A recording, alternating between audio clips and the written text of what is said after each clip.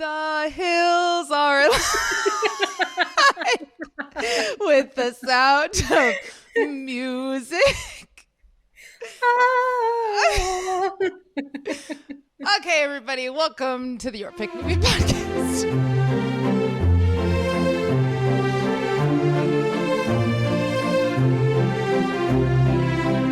Welcome to Your Pick.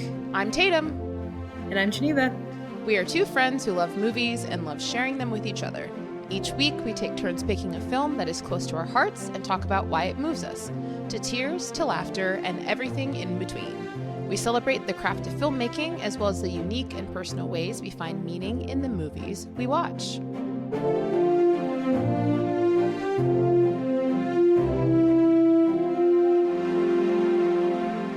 Hello, Geneva. Hello, Tatum. How's your life been this week? Anything cool going on?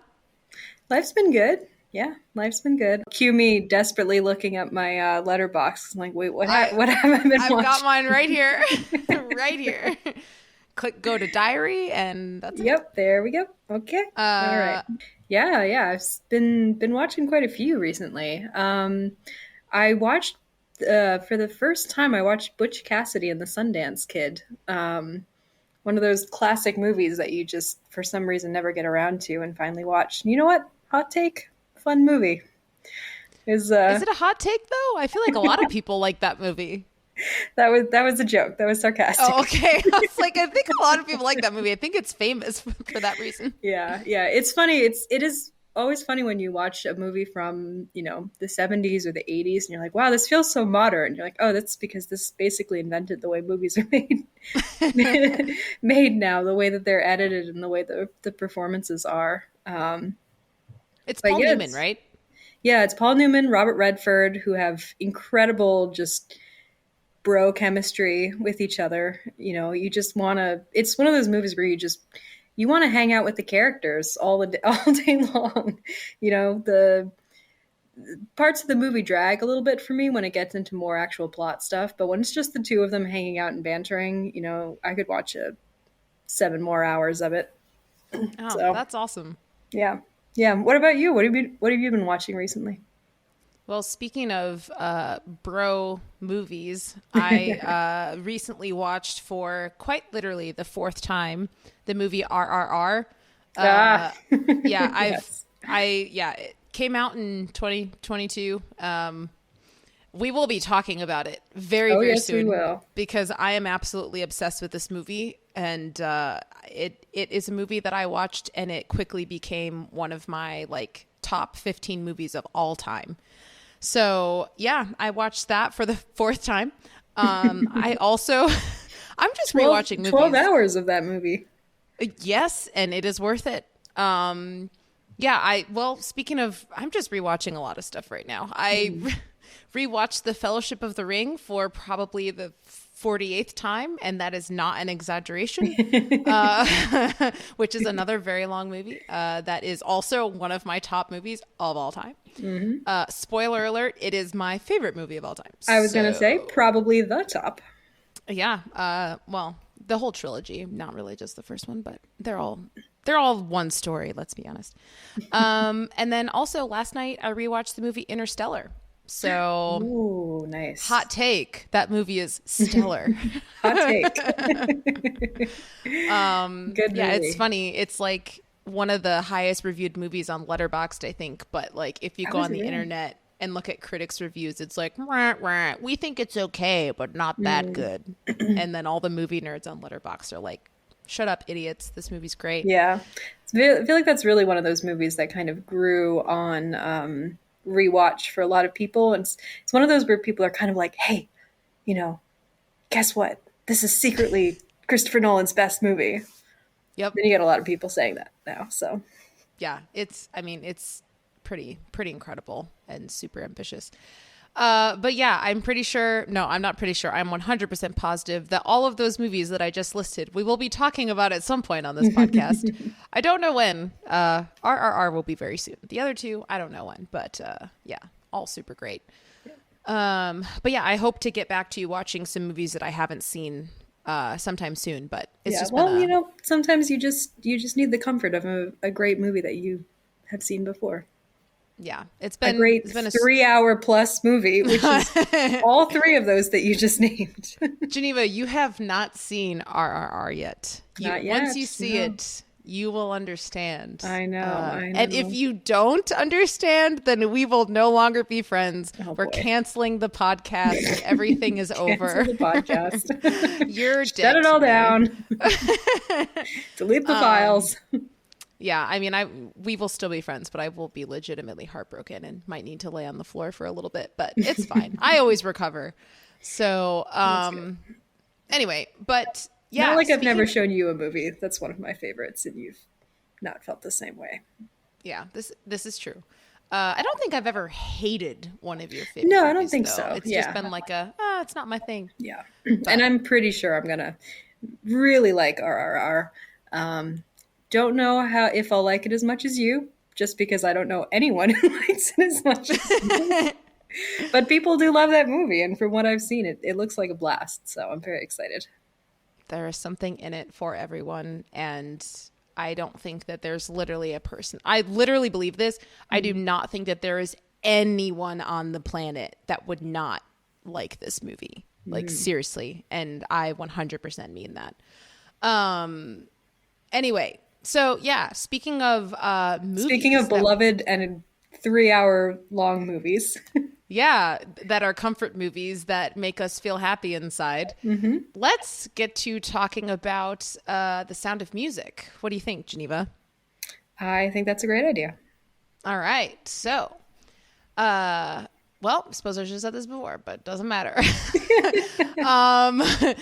Today on the show, we will be discussing the 1965 film, The Sound of Music, directed by Robert Weiss, starring the wonderful, beloved, glorious Julie Andrews, and none other Talented, than, luminous, just yes, magnificent. yes, and all of those words could also be applied to Christopher Plummer. May he rest in peace. This movie was filmed on location in Salzburg, Austria, where it is actually set. And this was a surprise to me. It was filmed over the course of only 11 weeks due to Oh, budget issues.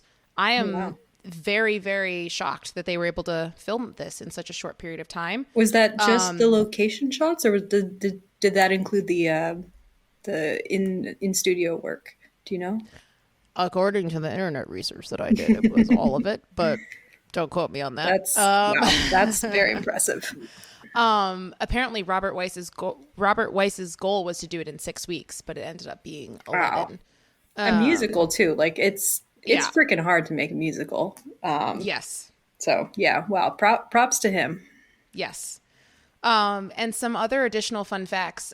There were some struggles filming this movie. One of them being that all of these children were aging throughout the time of filming. And apparently because the younger kids were growing, but the oldest one, Charmaine Carr, who plays Liesel, she was already 22, so she was no longer growing. So by the end of shooting, she actually had to stand on an apple box in order to maintain the height difference. And this does not come from like Wikipedia or IMDb trivia. This comes from like the Sound of Music official website. So this is like legit info. Interesting. And then additionally, throughout the shooting process, some of the kids had to wear fake teeth because they were losing their teeth as like young kids. They were losing their baby teeth. So yeah, just some fun facts to throw out there. And then one of, I think, the most well-known thoughts or fun facts about this movie is that Christopher Plummer did not like filming this movie at all. He was very vocal about it. And he, according to the internet research that I did, he found filming this movie, quote, boring. He was not pleased. Apparently, he thought that there were better things he could have been doing with his time. But Julie Andrews has said that she thought that it helped him play his character in perhaps a more realistic way. So, yeah, which makes sense. Like rewatching this movie, I was, and we will definitely get into it, but I was really struck by his performance, and with that piece of trivia in the back of my mind, how well that plays into his character, who is a very sort of superior, kind of looks down on everyone else. and I don't mean that in a like I don't like his character, because I love his character. It's just that's part of his an integral part of his personality, and his performance really enhances that. And it's he manages to make it very endearing, and I think it's the chemistry that he has with Julie Andrews. But it's very interesting to watch with that fact in the back of your head. I mean, how could you not have chemistry with Julie Andrews Oh though? my Like, gosh. you know, yeah. Just the most Um, adorable person who has ever lived in this movie is. yes. And also another fun fact that I found out through my research, which also comes from the official Sound of Music website, I think, if I remember correctly. Maybe it came from somewhere else. I don't know.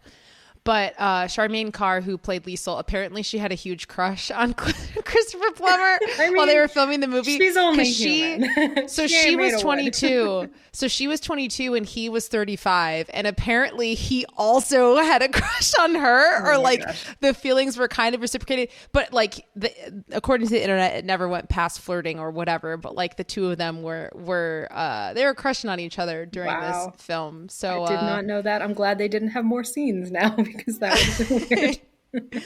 yeah. But I thought that was a fun fact. But yeah, I wish I could, climb into Christopher Plummer's mind and just understand why he found the process of this movie to be boring. Like, I mean, I feel like Yeah. there's just so much to eat up and enjoy here. Like literally, Christopher Plummer, you are singing, you are acting, you are in a love story, you are dancing. Like how could you be bored Yeah. doing this? I don't Well, understand. one thing I was really struck by, so I was looking up a little bit where he was and where Julie Andrews were in their careers when this movie was made.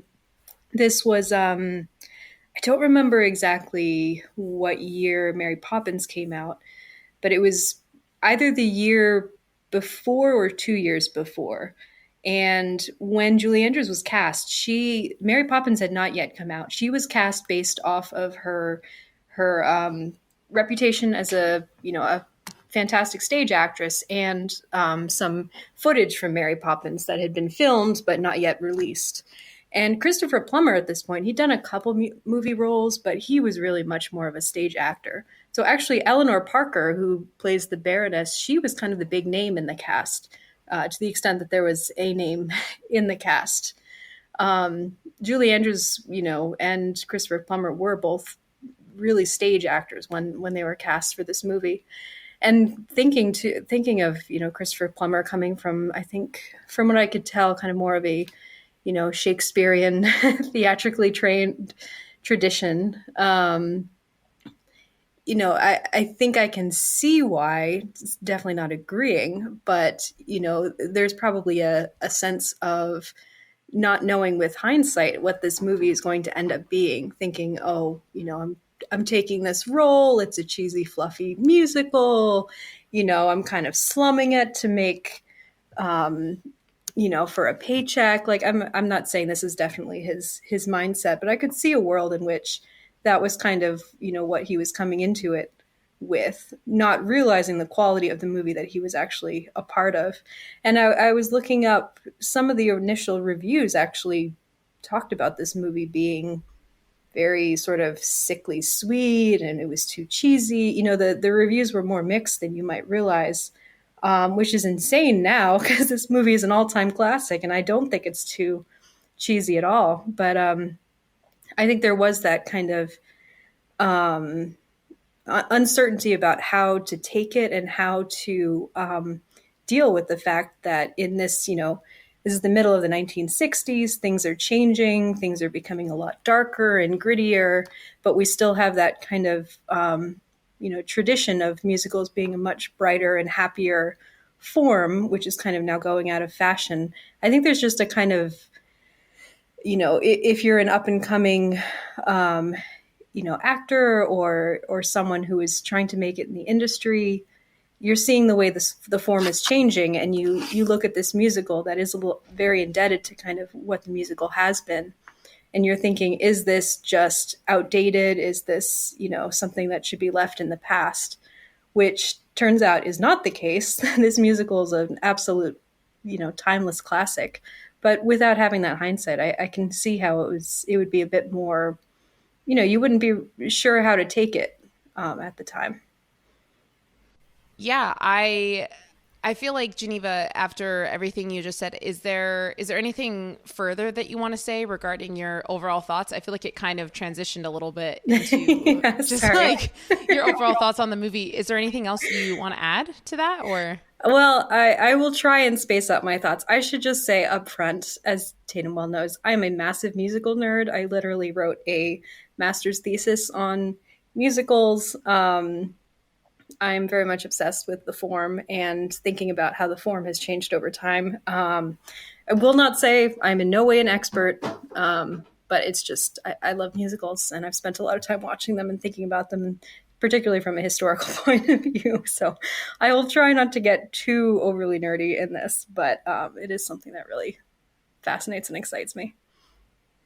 Yes, I can feel the passion, Geneva. It's definitely coming through without you even needing to say that. But And I haven't that even being gotten into said, Rodgers and Hammerstein and how influential they were in basically oh inventing the form gosh. of the integrated musical theater in the 1940s with Oklahoma, but I will save Yes, that for yes, another yes, day. yes. You know what? Maybe you can just post a link to your master's thesis Sure. in the or dissertation in the podcast description. Yes. So I guess so. My overall thoughts. So I did choose this movie to discuss this week. Geneva, was this also on your list to discuss at some point, or was it only on my list? It's actually a great question. I think it might have been only on your list, Okay. but for reasons that I will probably talk about at some point. But yes, please Yeah. take us through your history with this musical. Yeah, so the reason I chose this movie is because this movie is something that, I mean, I say this with every single movie that I choose, but I do genuinely love this movie. But watching it again this time, because I haven't seen it for a few years. I mean, I watched it all the time growing up throughout like my entire childhood, through high school, all those things. But it's been a hot minute since I saw it. But yeah, watching it again, it just kind of reminded me of all of the nostalgia that I have with this. There were several different scenes where I was like, oh, I remember my dad talking about this part and my mom referencing this part. And I went to a sleepover and my neighbor talked about this part when we watched it. And my cousin talked about this when like, I had so many memories affiliated with different scenes and different moments from the plethora of times that I've seen this movie. So I think, yeah, I just wanted to discuss this movie because I think it's something that kind of is universally appreciated by people nowadays. I genuinely love it. I think that it's a very well made film. I am a fan of musicals. I don't necessarily love all musicals. I am kind of picky and choosy with them, but when they're done really well, that's totally subjective. But I'll just say that like there are some musicals that I really love, and then there are some that I just don't necessarily get into. But this is one that I really, really do love. I think that the songs are incredible. I think that the characters, the casting, the acting, the fact that it's a musical that has also a really great story that goes along with it. A fantastic, in my opinion, a fantastically realistic love story that takes its time, and also kind of like the underlying plot of just kind of what's going on in Austria at the time and the political tensions. So I just think it touches on a lot of different points in very it's just handled really well, how it's juggling all of these different ideas. And I think that the fact that it was able to be pulled off, especially on location, I just think it's really well done. And so yeah, I think it's a movie that it has a lot to talk. There's a lot to discuss in this movie, and I think it is worthy of our discussion. So Absolutely. And I really yeah, love the way you phrase that of like, this is a musical that you have so much memory, so many memories of interactions with people tied to it, because that's very much how it is with me. The reason that I didn't have, I love this musical, this movie, I think it's a timeless classic. And the reason I didn't have it on my list is just because I think I tend to take it for granted a little bit. This is my mom's favorite movie of all time, which I think it is the case for a lot of moms out there. I didn't know that.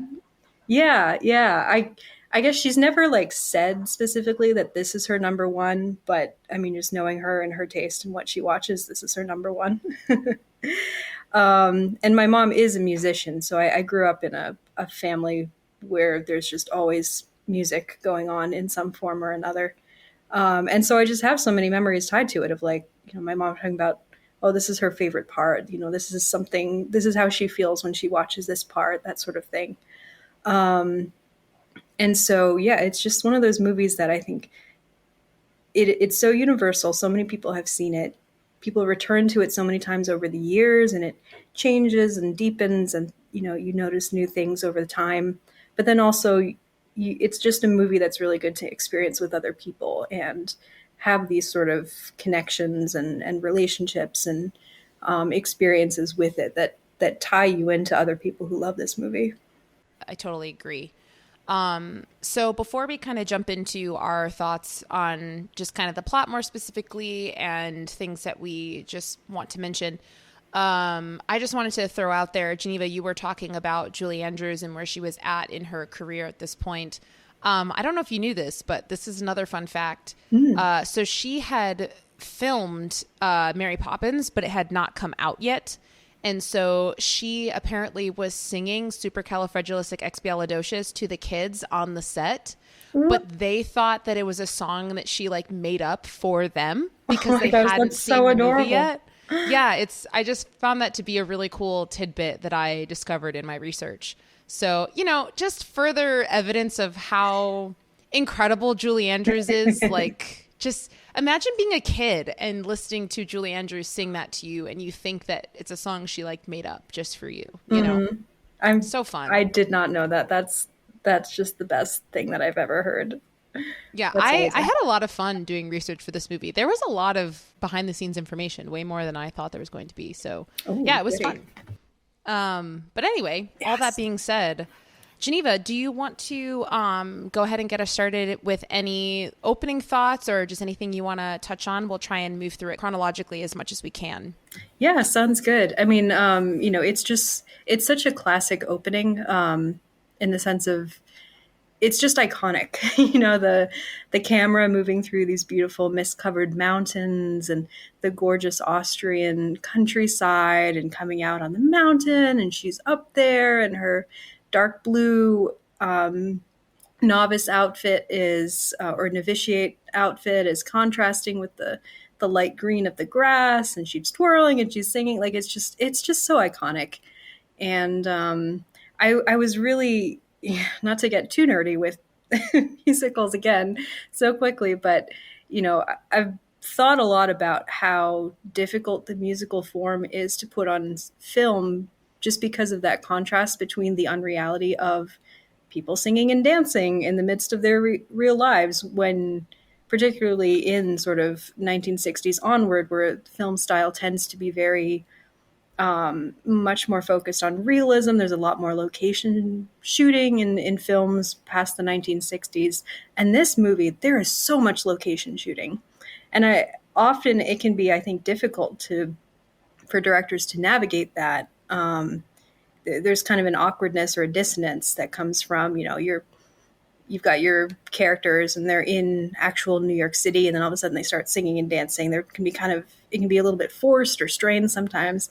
But for this movie, it just works so well. And I think part of it is just how magical the Austrian countryside is. The magic of the music, it's gorgeous, fairy tale like music. And it blends so well with the fairy tale quality of the Austrian countryside.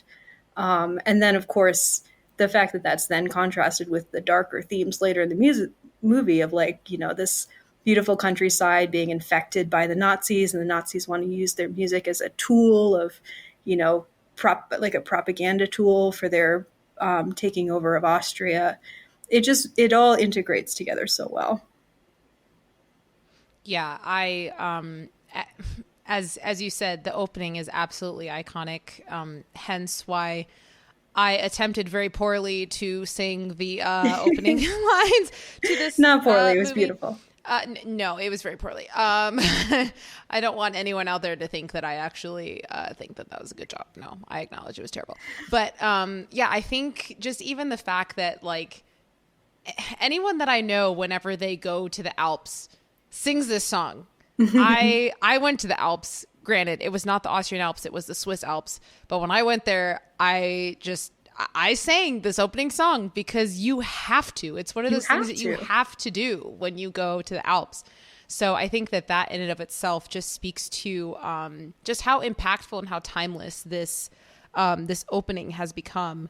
And just kind of moving forward a little bit, something that I feel like all of us have things that we kind of consistently focus on when we watch movies, whether we're analyzing them or just enjoying them. But for me, one of the things that I love to analyze in movies, I think this started when I was taking film classes in college, is I love studying how movies establish their characters, because some movies do it really, really well, and then other movies don't at all, or some movies kind of handhold you, and some movies just throw you in and make you figure it out. And this is one of those movies where I really, really like how they introduce each of the characters, because I feel like I don't know. I feel like you so clearly understand who the characters are the first time you interact with them or the first time you hear about them, but through really creative ways. And I love that how you learn about Maria is through this song. I mean, obviously you learn about Maria through like her dancing on the hill and then running down it and all that stuff. But the fact that all of these sisters are singing a song about her that's like describing her personality, but not in a super obvious way. It's kind of in like I don't know. It's kind of like giving us a little bit of backstory without like filling in all the holes. It's just kind of like letting you know enough. And then we can kind of fill in the rest ourselves. But I think that the way they introduce her through that song is brilliant. I also love how they introduce the captain, like the first scene, the first time we see him, when he opens those doors with both of his arms and he's like this shadowed silhouette in a doorway. It's like so intimidating, but such a perfect introduction to him. He looks so militant. He looks so serious, but at the same time, there's a light behind him of like, okay, you know, he's this dark figure, but there's also there's good in him too. Like there's a light that exists there. He just hasn't like let it touch him yet or in a long time. But anyway, like Geneva's trying not to be musical nerd. I'm trying not to be like, let's break this down into individual pieces of how the lighting represents this. Please. Blah, blah, I blah. want to hear it. I want to hear all of it. But yeah, I just feel like the character introductions of Maria, of the captain, of all of the kids marching back and forth, and of Frau Schmidt, and of the Baroness, and of Max. I just think that every single time a character comes in, we get to know who they are right away, but in very different instances, whether it's through song, whether it's through marching, whether it's through opening a door, whether it's through spilling tea, Frau Schmidt, or, or, you know, I love the way this movie navigates that. Yeah. And thinking about the way that Maria is introduced too, you know, it's such the mark of a well-written movie, how well the characters are set up and developed, and their arcs and their journeys are set up early on. Because I was just thinking, as Maria is talking to the abbess, and she's, you know, Maria, why do you want to be here? Maria tells the story about coming down. You know, she grew up on the mountain, but she would see the sisters in the abbey, and she would see them singing, and that's why she wants to be part of it. And you know what, that it tells you so much about her character and what she wants, because it's not, you know, she is a religiously devout person. That's a big part of her personality, but she's not meant to be part of the abbey. What she connects to is this idea of being part of a family and being able to share music with your family. And that's what she's then able to achieve when she becomes part of the Von Trapp family. Yeah, I just think that the casting of Julie Andrews is so perfect. I cannot imagine anyone else playing this role. And not just for her singing ability, which is undeniably perfect and beautiful, but just the way that she completely embodies this character. To me in this movie, she's not Julie Andrews. She is Maria. And I just think that is just so powerful. And I think that's a testament to the casting director. I think that's a testament to Julie Andrews as an actor, to just the directing and yeah, I just think that she's so great here. Yeah. And go ahead. Well, and the fact that she, you know, within 2 to 3 years of each other, you know, she had this incredible debut basically to worldwide audiences, playing two nannies, essentially, two characters who are there to take care of children, but they're such different characters. You know, Maria is so different from Mary Poppins. And in Maria's case, you know, she is this character she's a novitiate nun. You know, she loves to sing. She's very feminine. She's very warm. But there's this streak of mischief and humor in her that is so important to her character. You know, obviously how do you solve a problem like Maria? Half of it is, you know, oh, she's like a slob and, you know, she's constantly like playing tricks or getting into trouble and scrapes. And Julie Andrews' movie star kind of persona with this is just so fascinating because we think of Julie Andrews as being this very prim and proper woman. Obviously, she has this beautiful Thank you for being here today. Yeah, this very sort of posh British accent. But she still pulls off that humor and that irreverence so well in, you know, when she comes into contact with the captain and the two of them are playing off each other. And he's all strict and formal and, you know, he's got a sense of humor, but it's in this very kind of wry, sort of contemptuous way. And she just pokes at him, you know, she just gets right down to the heart of it. She's not afraid of him. She's poking fun at him. She's playful. She's, you know, she's kind of laughing to herself about, you know, she's not afraid to laugh at herself and him. And they just, the dynamic between the two of them is so great. And yeah, the way Julie Andrews is able to kind of bend her own sort of persona and the way she comes off on screen to create this entirely new character is just fantastic. Yeah, I want to hold off on talking about the love story and the romantic chemistry for a while. So much to say. Because once we get there, I have so many thoughts. So this will kind of be an introduction to people, I guess, I feel like a lot of people assume that I'm not a romantic because there's a crap ton of romantic movies and romantic comedies that I refuse to watch and I will not tolerate them and I hate them. But that being said, I can be a romantic and the romance in this movie is one of my favorites. I absolutely love it. But we will save that for later because there's a lot to say there. Mm-hmm. One thought I did have was I was like, I wonder what kind of song would be written about me by my friends or the people that know me, of like, you know, because we've got this Maria song and I was just like, I wonder what would be said about me. Probably, I don't know. I just feel like that would be not that I'm going to ask my friends and family to do this, but I feel like it would be an interesting experiment and activity if the people who knew you best wrote a song about you and your character. I shudder to think. Well, I mean, I'd throw some good stuff in there for your song. Oh, I thank you. But yeah, I think that there was one quote that I wrote down that I really loved that also kind of helped introduce us to Maria's character. But it's when she goes into like the office to talk to the Reverend Mother, and the Reverend Mother is kind of telling her about how she's going to go live with this family, and Maria's kind of talking about her woes of her character and all those things, and she's like, sometimes I just say things and I can't stop, and they just come out of my mouth, and blah blah blah. And the Reverend Mother is like, I believe some might call that honesty. And Maria's like, I know, it's terrible.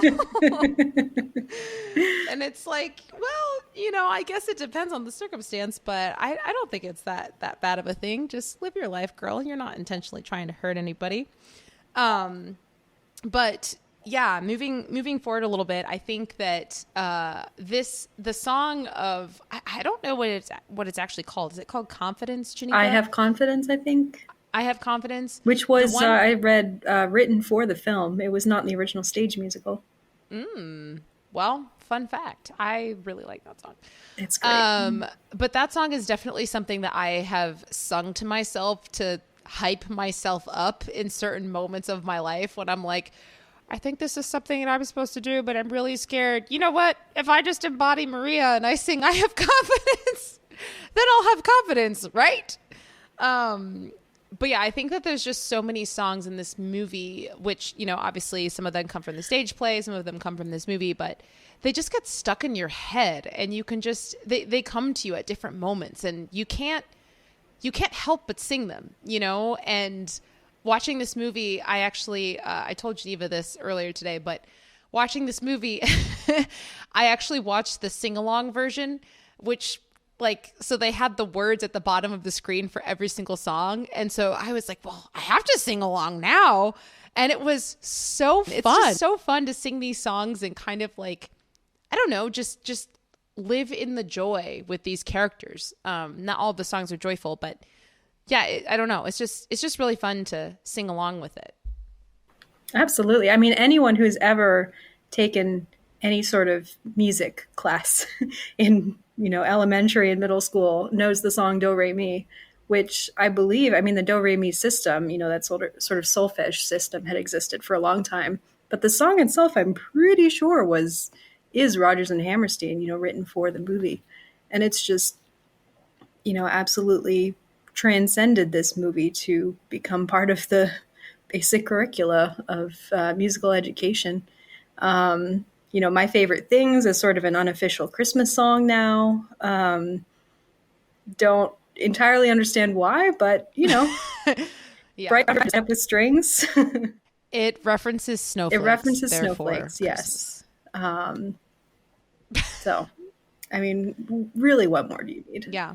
Edelweiss, I've always, I think a lot of people, well, maybe not, you know, big fans of the movie, but I think there's probably a fair amount of people out there who would just assume that Edelweiss is an actual Austrian folk song rather than a movie that was, or a song that was written for the movie, just because it fits so well into how it's supposed to function in the plot. And, you know, it really does sound like a sort of national folk song. The songs just work so well on their own outside of the movie, but then they also work flawlessly within the plot itself. Yeah. Edelweiss is my dad's favorite song. Oh, is it? Yeah. Oh, it's so beautiful. Yeah, it is. He loves it. Aww. Yeah, speaking of other things that my dad loves in this movie, I think I might point out like all the different memories I have affiliated with this movie, but one of them is my dad, in addition to him loving Edelweiss, he also always cracks up at the part when the captain is so you know how he like brings the kids down and he's playing the whistle and everything and he's teaching her the signals he has for each one. The one signal that he like invents for Maria on the spot, where it's just this ridiculously loud, high-pitched squealing. It makes so my dad obnoxious. crack up. I literally have time. that in my notes. It's like it's worst so over one the is top. for her. It's so bad. It's like I almost feel like he did it on purpose, you know? Because he already Yeah, go ahead. Well, I was just gonna say, can we talk about how funny this movie is, and particularly in these first scenes when she's meeting the captain and his family. You know, that dress. Oh yeah, we had to give our clothes away to the poor. Well, what about that one? Well, the poor didn't want this one. And then his little afterwards. He has so many moments where he just goes, Like there was one quote that I almost used for the opening of this movie where he goes, "Fraulein, were you this much trouble at the Abbey?" And she goes, "Oh, much more, sir." And he goes,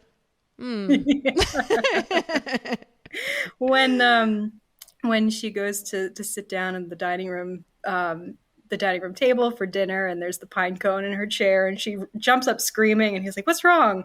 And she's trying to find something to say, and she's like, rheumatism. Rheumatism.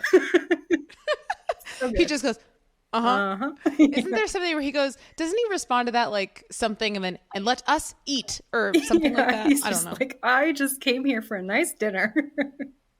But let me just say, I feel like that scene where they're all eating dinner, and I actually realized it this time that I was like, oh, I'm right. But I realized watching it this time, I was like, I'm pretty sure this dinner scene is when the captain first starts getting the hots. Oh, he literally says that later on. He's like, I know, exactly, which I never made that connection in the past, but watching it, I was like, oh man, this is really when he first starts liking her. And then later on in the movie, he's like, that's the first time I knew. I was like, yes, I clocked it. Awesome. Yeah. But there is like, I'm feeling the heat like Mm-hmm. yeah, Yeah. it's very apparent, and it's also super cute how he like how he tries to hide it, but also it's just barely seeping through, and he's mad at himself about it, like, you know, like you can tell he's angry, Mm-hmm. but also he can't help it, Yeah. and I think that is so sweet. Yeah, it is really funny. um Again, just watching this with the context of knowing Christopher Plummer was not crazy about the movie he was in at the time, because I think he's really, really good in this movie. And yes. it's hard to say how much of it is just his sort of whatever was going on beneath the surface just seeping out and working really well for the character. But there's just so many little expressions that will flicker across his face at a given time. Maria will be saying and doing something, and he's mad about it because it's not what he wants to happen. But you can also just see like this tiny little There's a smile just glimmer playing in his around the eyes. corners of his mouth. Yeah. Yep. There's this sort of like he's amused in spite of himself, or there's like a longing, he wants to connect with his kids and he doesn't know how. There's like a little bit of a sort of surprise, and he doesn't know how to deal with these emotions that he's feeling at different times. And so he tries to play it off by just being extra kind of brusque with everyone or pretending nothing's going on, but you can just tell it is. It's all going on Oh under the yes, surface. I love it so It's so much. good. um Oh, can I also say, just with that dinner scene too, I really appreciated on this rewatch how clever Maria is in the way that she deals with the kids putting the pine cone on her seat. Because what she's doing is she's calling out exactly what they're doing. And she's calling it out in a way that really points out why it's so cruel and such a sort of mean thing to do. But she's doing it in this sort of way that's encouraging them to be better. Because she's saying, like, oh, it's so thoughtful of you guys to leave that gift for me, considering, how alone I must have felt in this place and how I really wanted to, be accepted and everything. And so she's doing it in this way that's sort of, yeah, it's this very kind of clever, subversive way of pointing out how they can be better, what they did is wrong, and how they can be better. But best of all, in a way that is not going to get them in trouble with their dad, which is the thing that they're most afraid of. It's very, her character has so much emotional intelligence, and the way that she's able to kind of read the family dynamic and work within it is just at such a so soon after meeting them all is just really clever. And I love how her emotional intelligence is really such a good match for the captain. Like they really just complement each other because she kind of needs some support and some structure and someone to help her get a little bit more focused, I feel like. And he can definitely do that. But then he needs someone to help him come out of his shell and become more just in touch with his emotions so that he can reconnect with his kids and just with himself also as well, and I think that pairing is just, it's so well done. Yeah, I will absolutely. I will say though, Geneva, I do have a question that maybe you can enlighten me on this, because this is something that I have literally never understood about this movie, no matter how many times I watch it. I don't understand why the kids start crying at dinner. I don't get it. I think it's that the youngest kids, I've never understood why the older ones start crying. For the younger ones, it makes sense to me in the sense that they probably are just a lot more tenderhearted. They don't have the sort of resentment and desire to act out that the older ones do. And so when Maria starts guilting them, they feel bad. They were probably just going along with the older ones because the older ones told them to. So they start feeling bad and they start crying. What I don't understand is why the older ones also start crying. Like I can understand them feeling bad, but Okay. sobbing openly does seem like a little bit much. Yeah, I mean, my thought, and this was just a guess because again, I never knew why they were crying, but I was always like, is this something where the way that she's talking and socializing at the dinner table is reminding them of their mother, but they don't know how to verbalize it? I don't know. It's just always been one of those things where it's just because they're all over the top Yeah, crying. they are. But then also the captain kind of shrugs it off as if it's like not a serious thing. And I feel like if they were crying about their mom, he wouldn't have shook it off and just kind of laughed and asked Maria to shut up. So I don't Yeah, I've never understand taken that. it to be that it's has any relation to their mom. I've taken it always just taken it to be that she's just making them feel guilty because they realize they did a really mean thing, and she does seem like a really nice woman, and so that makes them feel Okay. bad. Okay. Yeah. Gotcha. And I my guess is that the captain, if he does, even though he may not know the details, I mean, I'm sure he knows why. He's had to go through so many governesses. I'm sure he knows that his kids are tough on the governesses. And so he probably has an inkling of what's going on, and he's just. Yeah. What's wrong with the children? Oh, there's nothing wrong Oh with no, they're just children. happy. There's merely something wrong with the governesses. Oh yeah. Okay, sure, wise guy. Yeah. Yeah. One thing I did want to talk about, which this made me think if I was still in college and I was writing essays on breaking down movies, which was one of my favorite aspects of taking film classes. Um, I really love how in this movie, I actually just noticed it this time, but there's really incredible, just thematic cinematography of whenever you see Maria, especially in the first half of the film. A lot of the times when you see her, she is in the center of a balanced shot. Oh, interesting. So it's like the shot is perfectly balanced and she's in the middle of it. And then every time you see the captain, he is never in a balanced like shot. But then after the two of them get together, then the shots where they're together, or then you start seeing the captain in like balanced shots.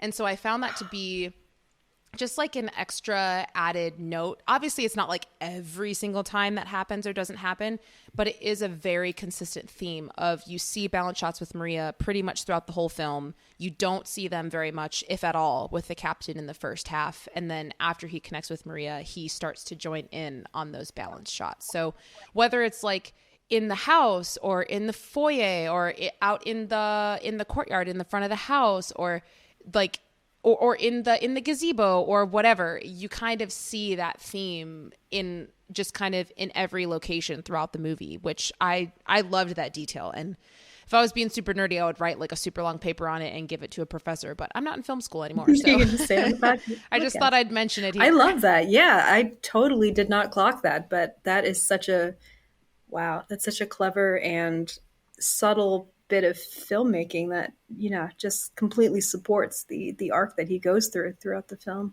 Yeah.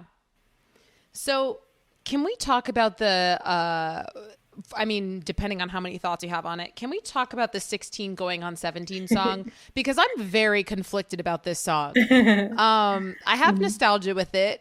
And I have a specific memory of watching this movie with my cousin growing up and her expressing that, like, when she had her first kiss, she felt like Liesel, the way she reacted with her, like, squealing at the end or whatever. And I get it. Like, this is Liesel, young love, first love, whatever. This is the 1960s. I get it. But also, I'm like, I don't know. If there was a guy who was interested in me and he was calling me a baby and asking me to admit that I'm naive and that I can't go out into the world on my own, and I don't know. It's if I like I appreciate the song for what it is, but I'm also like I don't think this translates very well into the modern day.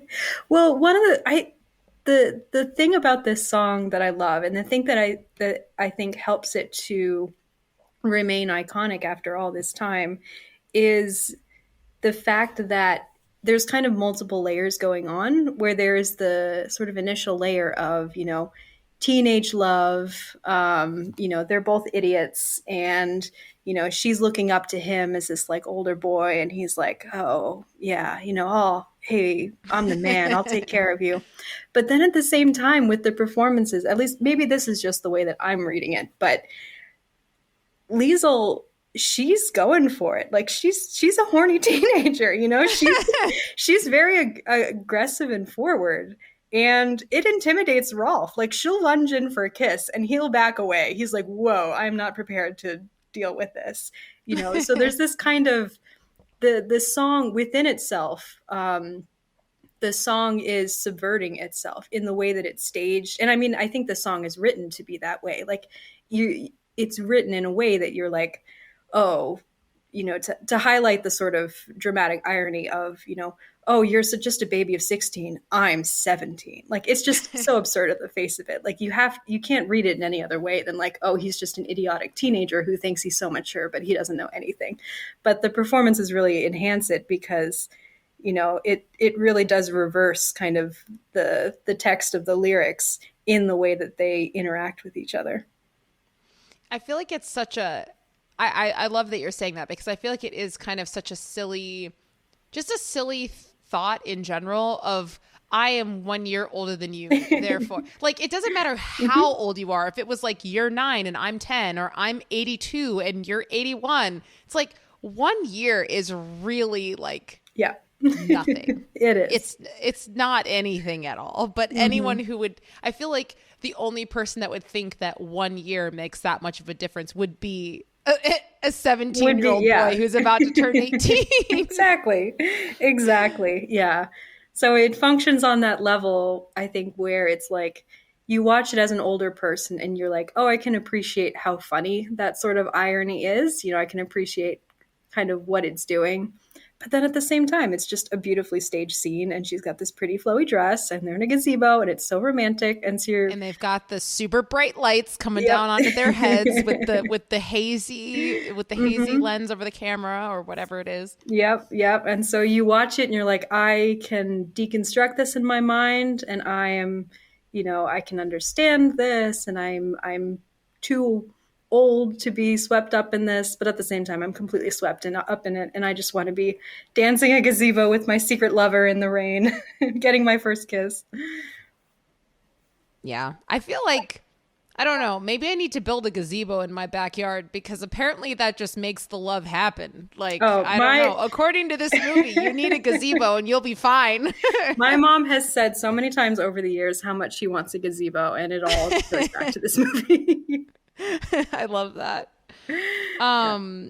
So Geneva, do you have any thoughts on the kind of the thunder sequence where all the kids come in? I didn't write anything down for that because, quite frankly, I'm so sick of that song because of Christmas. Like, I don't understand why it's a Christmas song, and it annoys me now. But I wanted to make sure not to skip over it if you had something to say about it. I think just, again, it's just a really good illustration of Maria's character, because it shows how well suited she is to become these kids' stepmother, where she is very, she's very, as we said before, emotionally intelligent. She clocks right away what Liesl has been doing, but she also knows the right way to deal with it, where she can be kind of, she can be a bit firm with her, and she can be the sort of authority figure, but she can also be the friend. And then, when she's singing with the kids and trying to cheer them up, there's this one great moment where she's standing by the curtains and she's singing something, and she gets this look of sort of self-doubt over her face, for some reason. Like, all of a sudden she's just like, oh gosh, what do I do next? And then she just continues. And it's just this great little moment of kind of adding kind of depth to her character, that she's just making this up as she goes along. She doesn't know everything. She's not perfect. She doubts herself a little bit. She's not quite sure what to do next, but she just kind of goes with her instincts. And it turns out her instincts are so well suited to this role that she's taking on. And also I feel like my family will quote sometimes the line, Kurt, that's the one I forgot. God bless Kurt. God bless Kurt.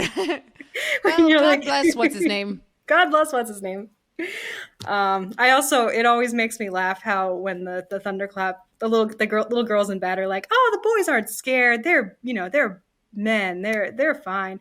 And then thunderclap happens and they come in and they're running in, but then as soon as they get in the doorway, they like slow down and pretend to be all smooth, like they weren't scared. Yeah. Yep. Oh, we just wanted to make sure you were okay.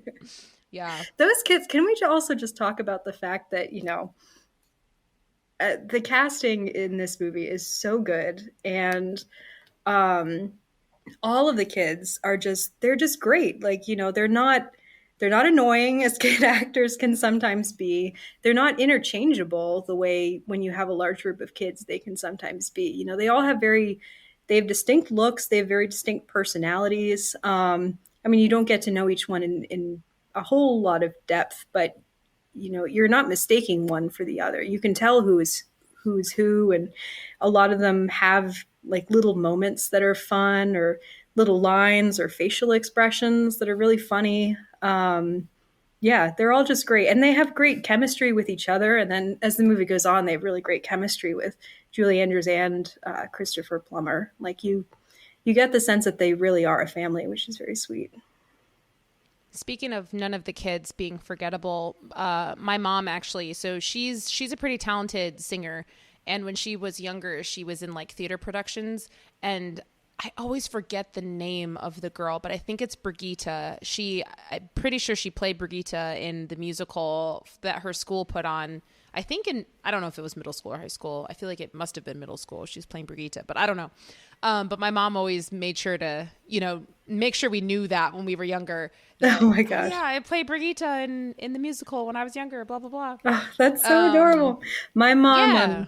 told me once that when she was young watching this movie, there was nothing she wanted in the world more than to be one of those kids, and to be like, when they do their outing and they're out on the Alps and she's teaching them Do Re Mi, like all she wanted was to be one of those kids and to be singing with Fräulein Maria, on in a mountainside. And yeah, I feel like she Well, brought us up with that with that assumption, yeah. because again, my mom's a musician, and of course, me and my brothers, like, you always rebel against your mom, so you're like, Mom, we don't want to be like sitting down and singing with you. But that was very much her ideal, you know, day. Well, that's actually the sequence that we have up next. So let's go ahead and talk about that. I actually wrote down a very similar note to what you said, Geneva. This is actually one of my favorite sequences in the movie, if not my favorite, because when I was a kid growing up, I loved playing outside. I've always loved singing. I loved this movie. We actually had a record of, we had like a record of this soundtrack, and I would listen to it all the time. And this was the song that I would play over and over. I watch this sequence and I think I want to be one of those kids. How can I make that my life right now? Even though I'm 28, like I want to go out into the Alps with my mom and a bunch of other kids my age and just live in a fantasy land of learning how to sing, running around Salzburg, Austria in a perfect fantasy land, singing all these songs. It's so fun how it just like the contrast between what we saw the kids doing before of literally wearing uniforms and having to literally march down the stairs and introduce themselves as basically Marines, And now they're just they're wearing drapes and also other clothes that are super cool and cute. I want to wear them, but like they're climbing trees, they're riding in canoes, they're going on horse-drawn carriage rides and singing songs in the mountains and playing guitar and going to the market and buying food. Like they are having the time of their lives. And I feel like this is just such a joyful scene for anyone to watch. I feel like you just kind of get transported and taken somewhere else. At least for me, I forget where I am. I forget that I'm 28 years old and life is hard and it sucks a lot of the time. It takes me to a place where I'm just like, yes, this is the life that I'm living right now and I don't want this to end. But yes, I totally resonate with your mom when it comes to this scene. And I'm sure lots of other people resonate with your mom as well. Yeah, absolutely. Absolutely. And I feel like the older I get, the more I understand it. Yeah. Yeah, it's funny Also, mentioning the how Alps are cute just the so beautiful. Having that like in the backdrop of basically all of this. Ugh, so stunning. So stunning. so beautiful. Yeah. Yeah, speaking of them wearing drapes, as a sometime seamstress, I was trying to clock, I was looking at those drapes. I was like, how tall are those windows? Is it realistic that she could actually get clothes for 7 children out of those 6 curtains? But you know what? She's a thrifty sewer. I'm sure she could manage it. Well, I feel like she didn't just use the green and yellow drapes. She also used, I feel like there were shears behind it or something. Because if you Yeah, look at she their also has some outfits, white bits in the clothes that she yeah, uses for the undershirts and things like that. yeah, I think she was pretty economical. I believe in Maria. I believe Yeah, that she she could could do do it. it. Yeah. With Frau Schmidt's help, they can do anything. That's also, I feel like this is also, by the way, a testament to how much I love this movie and how great it is I keep looking at those costumes and the clothes they're wearing and the hair, and I'm like, there's nothing 1930s about this at all. And I'm like, I don't care though. It's so cute, and it definitely does evoke an era. Um, like it evokes a sort of past time. It doesn't necessarily evoke specifically 1930s, but it evokes the Sound of Music version of the 1930s. And you know what? That's all that you can ask for. Yeah. And just to kind of continue with what I was saying before about the balanced shots, there's so many in this sequence of Maria with the kids. Just kind of adding to that just whole idea of, the way that Maria lives and the way she's bringing music into life. It's the balanced shots have moved from just Maria to now Maria and the children. And then soon it's going to be Maria and the captain and Maria and the captain and the children. I love how that slowly just transfers from one person to another as the characters evolve and grow. I love that. I think it's super cool. Yeah. I also wanted to say that I don't know how many of these exterior shots are real versus how many have like fake backdrops or whatever. Frankly, I don't want to know because I want to believe that all of them are real.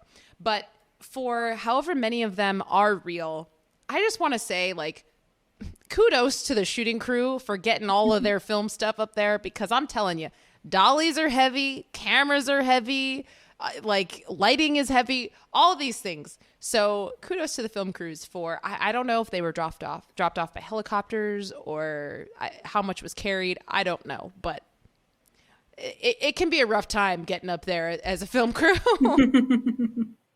Yeah. I was very appreciative too of the, again, with how much is shot on location with the sound mixing. It sounds really, really good. All of the voices are very clear, but it's not the sort of, kind of tinny off obvious sort of studio recording that you sometimes get when there's, having to dub over something that was shot on location. It sounds very smooth. Yeah. Sorry, there's something else I was going to say and then I forgot what it was. That's okay. Yeah, so I guess moving forward then a little bit, I just made a note of, because now that we're seeing the captain with Baroness Schrader for the first time, I just made a note of, like, there's nothing like the infatuation of a new love to completely change your personality. Well, because it's so funny because, actually, sorry, continue what you're going to say and then I'll say my No, my note. I mean, it was just a brief comment, but I was just going to say, he goes from being this crotchety, grumpy, really strict guy to then being like, oh, let me hold your arm and crack jokes and lightly tap your nose because I think you're cute and sweet. It's just, I just think it's so funny. I mean, I feel like we've all been there where even if it's like, I'm in a super crappy mood today and I hate everybody, but then all of a sudden this person shows up. It's like, oh, everything's fine because you're great and whatever. But I just thought that it was so cool for us to see. I don't know. It's our first time seeing the captain in a different light, like really, really not as this strict guy. Because before it was kind of just in the subtext of the way he was acting, but he can be really sweet and really gentle and all of this. So you kind of see it here. And so when he starts to more explicitly fall in love with Maria, you know that he's going to treat her even better than he treated the Baroness. So, yeah, I just thought it was funny, but also relatable how he just made a complete 180 turn when he's with the Baroness. Yeah. I mean, I get the sense with it, that this is very much Georg in Georg prior to losing his wife, but also Georg in kind of society mode. He's so much looser. He's very, very charming. He's very witty. Like you can see why he's kind of, valued in society and sought after, why the Baroness would be interested in someone like him. But I think too, there's a contrast between, him at the beginning versus him with the Baroness. But then there's also a contrast between him with Maria in the sense that with the Baroness, he is very charming. He is very kind of witty and flirty, but it's this very sort of detached and cynical, kind of like city, wit. He's like putting on a show. He's putting on a Yeah. show as opposed to genuinely Hmm. acting as if, yeah. Yeah, like the Baroness and Max, in their sort of their whole attitude is very much, we don't care about anything. We don't care about politics. We just care about kind of being charming and witty and flirting Making and having a money. good time. Yeah, enjoying ourselves. We're not really going to care about the important things. What important things? And so when he's with her, you see him kind of, he's able to keep up with her. He's able to kind of put on that facade, but you also know that that's not who he truly is. There's He's those little dead moments when he inside. gets mad at Max and he's like, no, actually, you shouldn't say those things. Politics do matter. These things that we're being asked to accept, they're not acceptable. He's it's not a good fit for him. He is too serious a person in the end, and which is the reason why he is ultimately the much better fit for Maria. I love how in the first half of this film, I just feel like he's really just, I don't know, it's almost like he's a shell of a person. Like Mm-hmm. he's alive and he's just existing. But then you start to see glimpses of the real him until he fully embraces it at the end, right? And I feel like for me, one of the first moments when I saw a glimpse of him really being himself was that moment when Max says, "What's going to happen is what's going to happen. Just make sure it doesn't happen to you." And then his response is, "Max, don't you ever say that again." And he says it in a way that is so powerful and so convincing. Like he seems genuinely really upset that Max would say something like that. And I feel like that is a little crack in the facade that he's been trying to show, or the reality of himself that he's been hiding from or trying to cover up. And I think that that's a really, I don't know, just a really powerful moment when we see just a little glimpse of who he is and that he actually does care and what he cares about. You know, Mm-hmm. he is a very emotional person, just like Marie is. He does love his kids, he does love his country, he does care about his people and his fellow citizens, but because he's just so closed off, because he's heartbroken because of his wife's death, he doesn't allow himself to fully embrace that. So yeah, I don't know, not to just repeat myself, but I think that it's really powerful when we do see that come through, because sometimes the emotion is just too strong that, I don't know, I almost wonder if he frightens himself that, whoa, I thought that I dealt with that, or that I shoved that away. I thought that, where is that coming from, type of thing. But now I'm just speculating about a character that doesn't actually exist. But, What? as a writer, I like to think about the actual motivations behind the characters and all of that. But yeah, No, absolutely. I do love that sequence for sure. Yeah, yeah. I mean, I really get the sense that he has put all of these layers of imposed all of this discipline into his household as this way of self-protection, putting these sort of barriers and layers between him and the children, because he loves them so much and he can't bear the thought of losing them, and so he needs to control everything around him, or else he's just going to go to pieces. And when when he sees them all paddling up the river, and Maria's like, "Oh, hey, Captain," and they all fall in. Again, with how good Christopher Plummer is, you just see this like smile on his face, like this really brief kind of, you can just tell he's trying not to smile. He's like, he looks so stern, but in this way that you can tell that he really wants to laugh. And so, of course, Yes. they fall in the river and he gets all mad. But then the moment they have their argument, which is a great argument. They're Can just I so just say, infuriated by each other. real quick, Mm-hmm. the sexual tension Oh in my that goodness. fight is like through the roof. I was just thinking to myself, I just kept thinking, do y'all need a moment? Should I leave the room? Should I? Okay, Yeah. this is, it's getting hot in here. I mean, she's soaking wet, She gave him a little, of course, she could be soaking wet too. By the way, my very first my very first note from when he first comes on screen was hot damn Christopher Plummer. So attractive in this movie. Anyway, um, Oh but my gosh. yeah, but so they have that fight. Maria is making excellent points. She clearly sees exactly what is going on and is not afraid to stand up to him, and he's infuriated by it. But I then they love when have she that. goes I love when she goes something of like, I know you don't want to hear me, but you've got to. Mm-hmm. And when she says that, his face is like, Yeah, she's like, someone whoa, needs I to can't tell you believe you these just things. said that to Yeah. me, but also like, tell me more. Mm-hmm. But yeah, like this was the scene where I was really thinking of like, wow, his performance is actually really, really good. Is when he then hears the music and he's just, you can see, as he's standing in the doorway, seeing his children singing, you can just feel this, you know, oh my goodness, I'm experiencing all of these feelings that I did not think were possible for me anymore.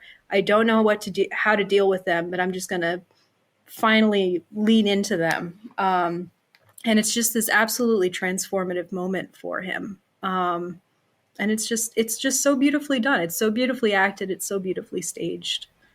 Um, Can I just add how I love I mean, this whole sequence of him being with the Baroness, her being with the kids, falling out of the boat, the two having this argument, him basically, him melting. He's no longer.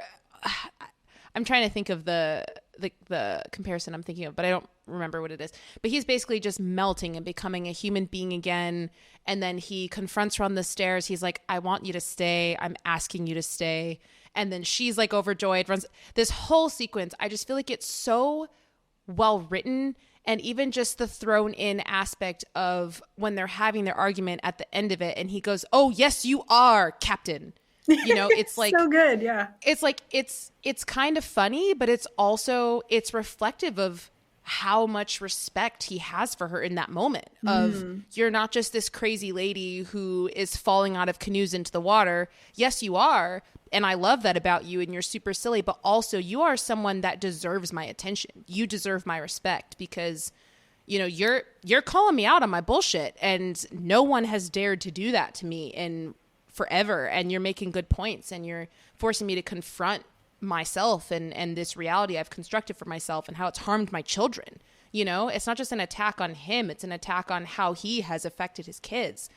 And I just think that this whole sequence just builds and builds and builds, and then it deflates in the most beautiful way of him just melting and becoming this incredibly tender human being, and them sort of seeing each other and admitting that they see each other for the first time, and it does it through song, like him singing in this incredibly gentle way. Like, yeah, I don't know. I feel like you could do a whole just breakdown, an essay or study on this, whatever, 10, 15, I don't know how long it is, but like this sequence. I feel like there's so much there in the writing of how the characters were one way, and then all of a sudden over the course of just a few minutes, they're totally in a different place than they were before.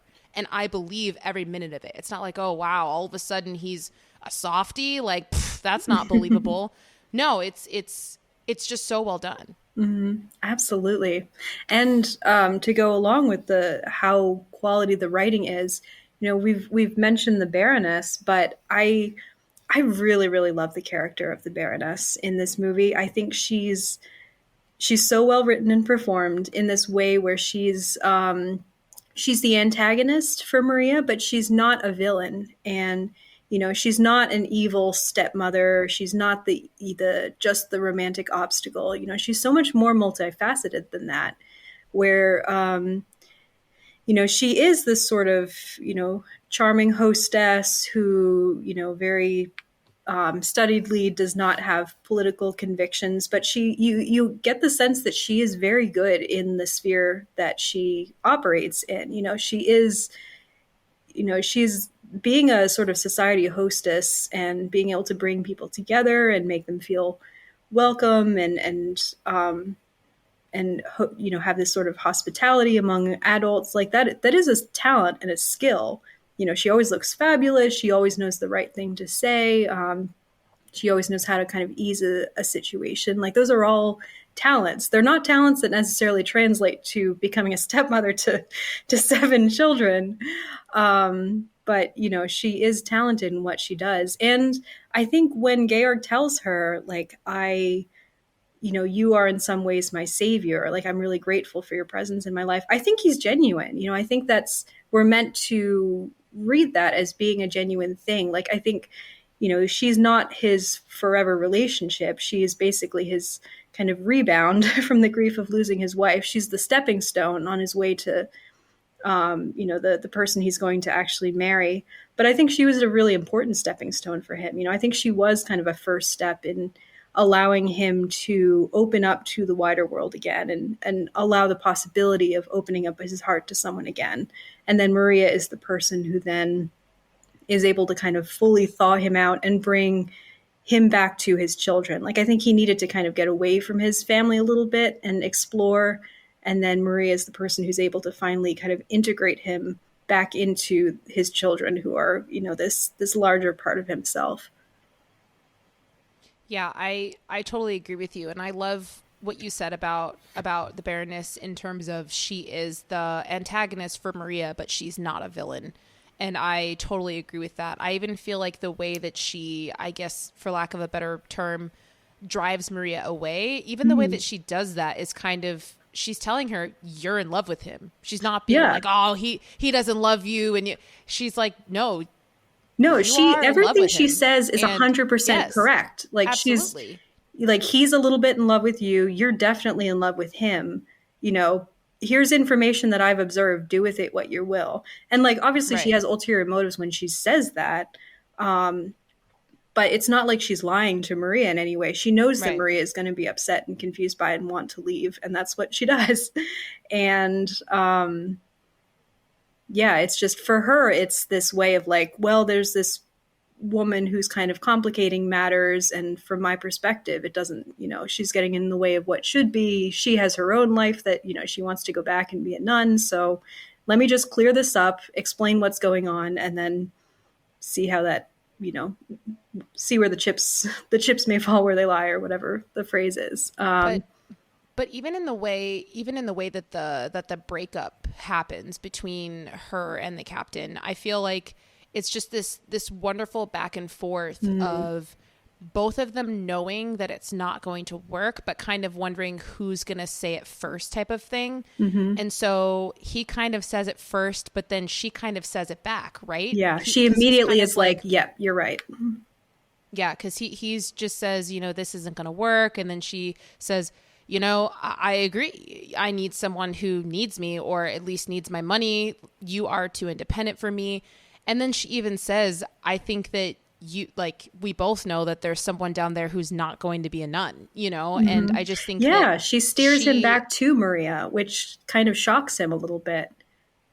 yeah. And I think, yeah, I don't know. I just think that, I don't know. I feel like she is genuinely a good person. She just, yeah, I think she handles it all really well, and she really tries to make it work for as long as she can. But then when she sees that the opportunity has passed by, she just says, okay, I'm not supposed to be here, and that's okay. I want him to be happy. And if she's going to be happy with him, then you guys do what you're going to do. I'll go somewhere else, and we'll both be fine. I think she kind of has this, her own kind of mini story in the middle of the story, in the sense that you get the sense that, the captain has been going off to Vienna, and they've been seeing a lot of each other. They've had this whole sort of romance, not like a sweepy, swooning type romance, but they've been seeing each other. They've been getting close. And I think that the version of Georg that is prior to his marriage, prior to him having children, prior to his wife dying,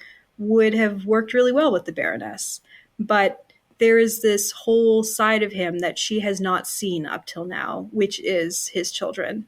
And so, she has this relationship with this one aspect of this man, but now she needs to go and meet the rest of the rest of him, and she doesn't fit that part, and so it's this journey of her coming to realize, she wants to make it work with this man that she met, but the man that she met was not the full man.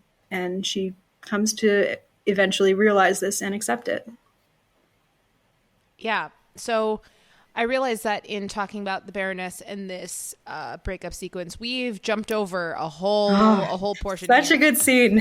which is legitimately my favorite part of the movie. Which is the Von Trapp family. They throw a party at their house, and it is just this really wonderful party where they invite a bunch of people from the area, you know, people that are important and just friends and stuff like that. And I just want to say, first of all, I think that we can all agree, including the Baroness, that Maria's blue dress here is absolutely just, I love the airiness of it. I love the color of it. It almost makes her seem like an angel. I don't know. I just think that it's a really, I would love to talk to the wardrobe stylist about how they decided on that dress specifically for the flowy sleeves kind of look like wings. Yeah. Like, how did they choose that? Not just for that sequence, but also for all of these important romantic moments between her and the captain. And again, like, just to defend the fact that Tatum can be romantic, this sequence of the two of them dancing in the courtyard, I think, is absolutely beautiful. I'm fanning myself. And this whole scene, going back to what I was saying before, sorry to be, you know, repeating the same thing over and over, but this whole sequence with the two of them dancing in the courtyard, like, pretty much all of it is a balanced shot. Pretty much all of it is the two of them in the center of this just balanced courtyard with these trees on the side and these, like, these planters, and it's absolutely beautiful. I love the music that they chose, the choreography, the dance that they chose. I just feel like going along with her dress, it just looks like they're floating on air. You know, it looks like in La La Land when they're doing the dancing in the sky, except this is like on Earth, you know? And I don't know. I just think it's absolutely beautiful and just so sweet. And it captures my heart every time. I love it. Yeah. I mean, the way it pulls away and it has the full body shots of them doing the choreography, and you can see these beautiful turns that they're doing. But then it cuts into their faces when they're looking at each other, and there's this sort of, you know, Maria has this look on her face like she can't believe what's happening and she doesn't know how to process it. And she's just kind of expectant and hesitant, and she just like doesn't know what to do in the situation. She's confused. She's feeling these feelings and she doesn't know if it's right or not. And then he's also just, you know, not sure what he's just looking at her with those eyes. Can you imagine Christopher Plummer being that close to your face, looking at you like that? Oh my God. I don't know. I feel like I would collapse. Can you imagine Julie Andrews looking at you like that too? I mean, let's be balanced here. Like, what a couple. I mean, but if they're calling cut every 5 seconds, then you're like, you know, it's never as romantic on set as it is. Don't tell me that. Like, Geneva, it's seriously like even the kiss scenes in movies, they're all choreographed, guys. Like it's not romantic on the set the way you think it is. Oh, but we can dream. Well, if you don't work on film sets, you can't. But yeah, so another thing that I wanted to note here, which is I guess another nostalgic connection, is the scene where all the kids are singing the So Long Farewell song. At the end of it, when everyone's like, goodbye, goodbye, me and my dad, we always crack up at the part when the onlookers reply, goodbye. All in perfect harmony. Yeah, it's like all these kids are singing this song before they go to bed, goodbye, then everyone else is like, goodbye. Yeah, it's just, they're like, I guess we have to respond now. It's one of those moments where it's like, only in a musical would that happen. Yeah. But yeah, I think another thing that I wanted to bring up is, so this actually like legitimately breaks my heart. So I feel like after Maria leaves and we see the captain interacting with the Baroness and just kind of shrugging everything off and being like, oh, Maria, oh, whatever. I feel like, which goes back to Christopher Plummer's performance, I feel like I can see and feel the heartbreak that he's going through. Just like the emotional turmoil and disappointment and confusion, because he doesn't know why. I mean, I suppose she left a note, but it definitely, like, they all know that that's not the reason why she Yeah, left, yeah. right? Like her And note, so, I think it said that she missed the Abbey too much, which doesn't yeah. make any sense. Yeah. And so So, you can just tell that he feels so tortured, and yet he's trying to just shrug it off and move on and act like everything's okay. mhm. But I don't know. I feel like it's hard when you are in a place and you're trying to put on a nice face, but on the inside, it's like, no, I feel terrible because, the love of my life is gone and I don't know what to do now.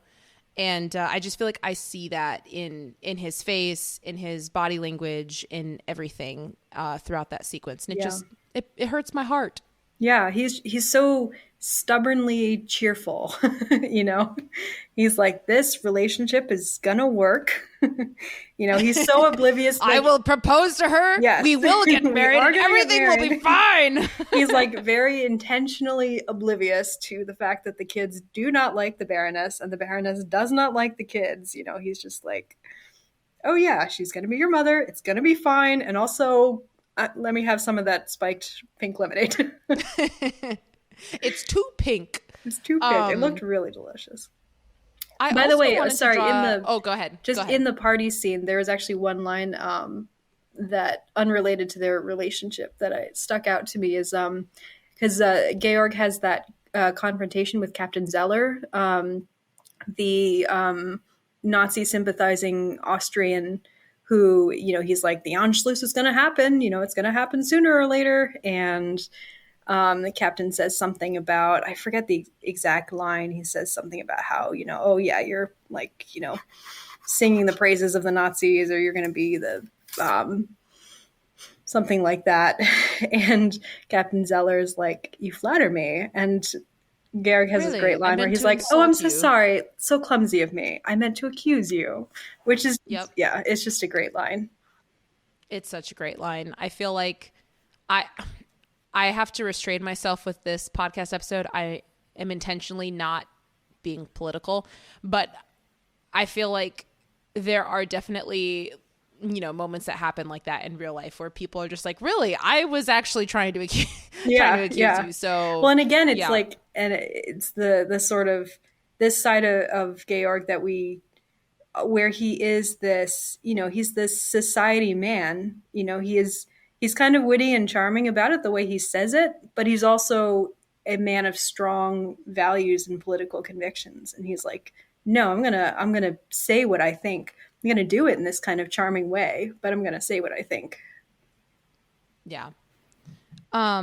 So jumping back forward, moving forward Back to the future. I just wanted to comment on how I think that the Reverend Mother is like the best Reverend Mother ever, because I don't know, like I just feel like the fact that she is being completely honest with Maria and kind of just, I don't know, listening to Maria's boy problems, but listening to them in such a respectful way of recognizing this is not a trivial thing. This is a big deal that someone, this woman's love life is important to her, and therefore it's important to me. And so I genuinely want to help her with what she's going through, even if that means that she has to leave this institution that that I'm a part of, that she supposedly wants to be a part of.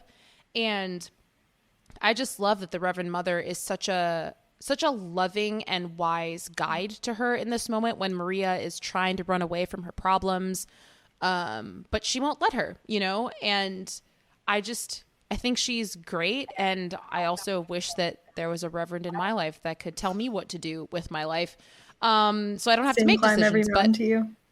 yeah, just sing me a version of Climb Every Mountain for literally anything in my life, and then just give me answers, please. Yeah, But absolutely. I love the like, way all that jokes aside, I love that sequence, and I just think it's really beautiful, that kind of just relationship that the two of them have. Yeah, absolutely. I love the way that she speaks about the life in the convent, the calling to become a nun.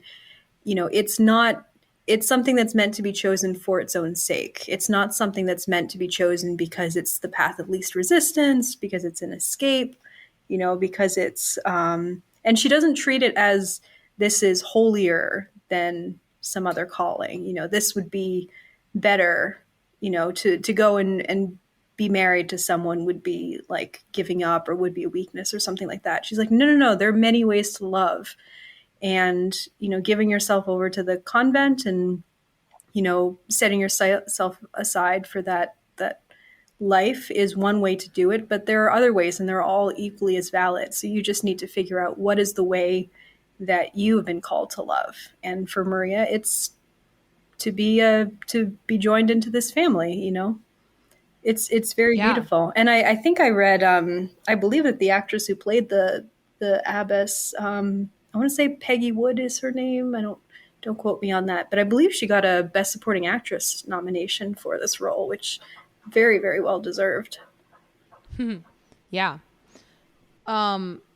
So Geneva, forgive me if I'm jumping too far ahead. So tell me if you want me to back up a little bit. But moving to the love confession scene between our two protagonists. We're there. Don't worry. Dun dun dun. Gosh, how does one even talk about this? I feel like the writing in this scene is so good because the way that they even start this conversation of like, who are we to each other now? Mm-hmm. I love that their love kind of starts with their love for the children and seeing how much the two of them care for the children, and it goes from there because you see the captain kind of like twiddling his thumbs and being a little nervous of like, oh, did you only miss the children? He's so like, awkward and vulnerable. And it's so adorable. Did you not miss me too? Mm-hmm. And she's like, no, wait, yes, what? She's like, wait, did you really just ask me that? Like, what's going on? I just think that this scene is just, it's so cute how they're like tiptoeing around each other, but then also like step by step getting closer and closer to like just declaring their like utmost love for each other. And it's just, it's so romantic and I love it so much. It's so romantic. Yeah, absolutely. I have basically the exact same thing written down. Just the way they're trying to gauge each other's reactions as they're trying to process their own feelings. They're so hesitant, but also hopeful, and confused. But like scared. Yeah. But also excited. Yeah. Oh, it's adorable. And just the way there isn't going to be a Baroness. What? I called off. What? You did? What? Yeah.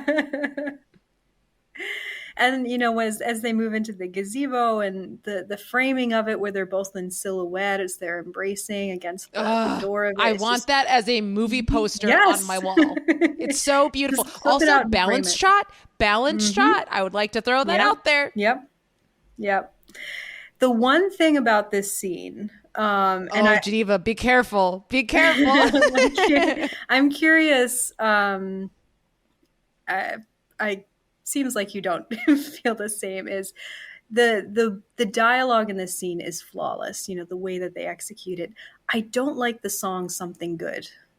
I don't know how you feel. I agree. I don't like it either. I'm glad I'm not alone.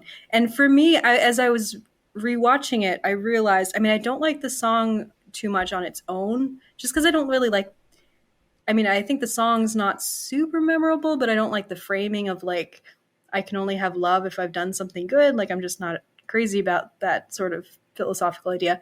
But in particular, I think it rings a little bit false for their characters in that she's the one who starts singing it, because I don't think that song accords with her kind of religious devotion, because that song is not really in accordance with kind of I don't think it makes a lot of sense. I think it would make a lot more sense to me if he was the one who starts singing it, because he's the one where I can see like maybe he had a wilder past and feels like guilty about the way that he's been acting, and feels like Maria is the source of redemption for him. But for her to sing it, I'm like, what have you done that's wrong?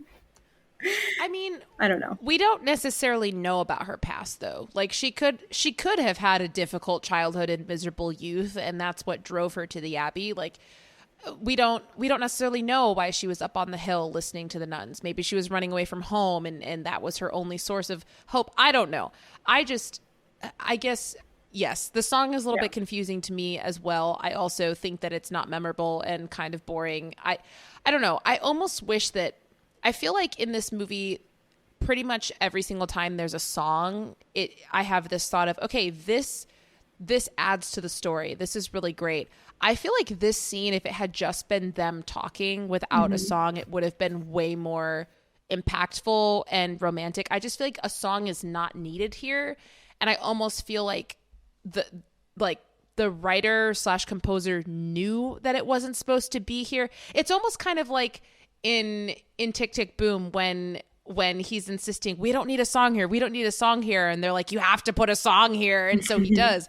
Granted, Come to Your Senses, I think, is a very good song. But in this movie, I feel like it's very much so rings as a forced song that like was told to be put there as opposed to genuinely created by the songwriter. I mean, that's total speculation. I don't actually know. But I just feel like this scene would have worked a lot more for me if it had just been, honestly, I feel like there didn't even need to be a score in the background. Maybe just the two of them talking in silence. And I feel like that would have been, I don't know, because I feel like for me, one of the reasons I love the romance in this movie is because it does feel really realistic and relatable. And I feel like this song here kind of takes it to a little bit of cheese land. But I mean, that being said, I still love this scene, but I feel like it would have been better had the song not been there. Yeah. I don't agree that there shouldn't be a song there. I think a song does belong there just because, classic musical sort of convention is that you have songs are most frequently used in the moments of the greatest emotional intensity, and the fact that this is the culmination of their relationship, and that we need a chance to kind of explore where they are in this new state. I think a song is necessary. I just don't like this song. I wish they had made a better song.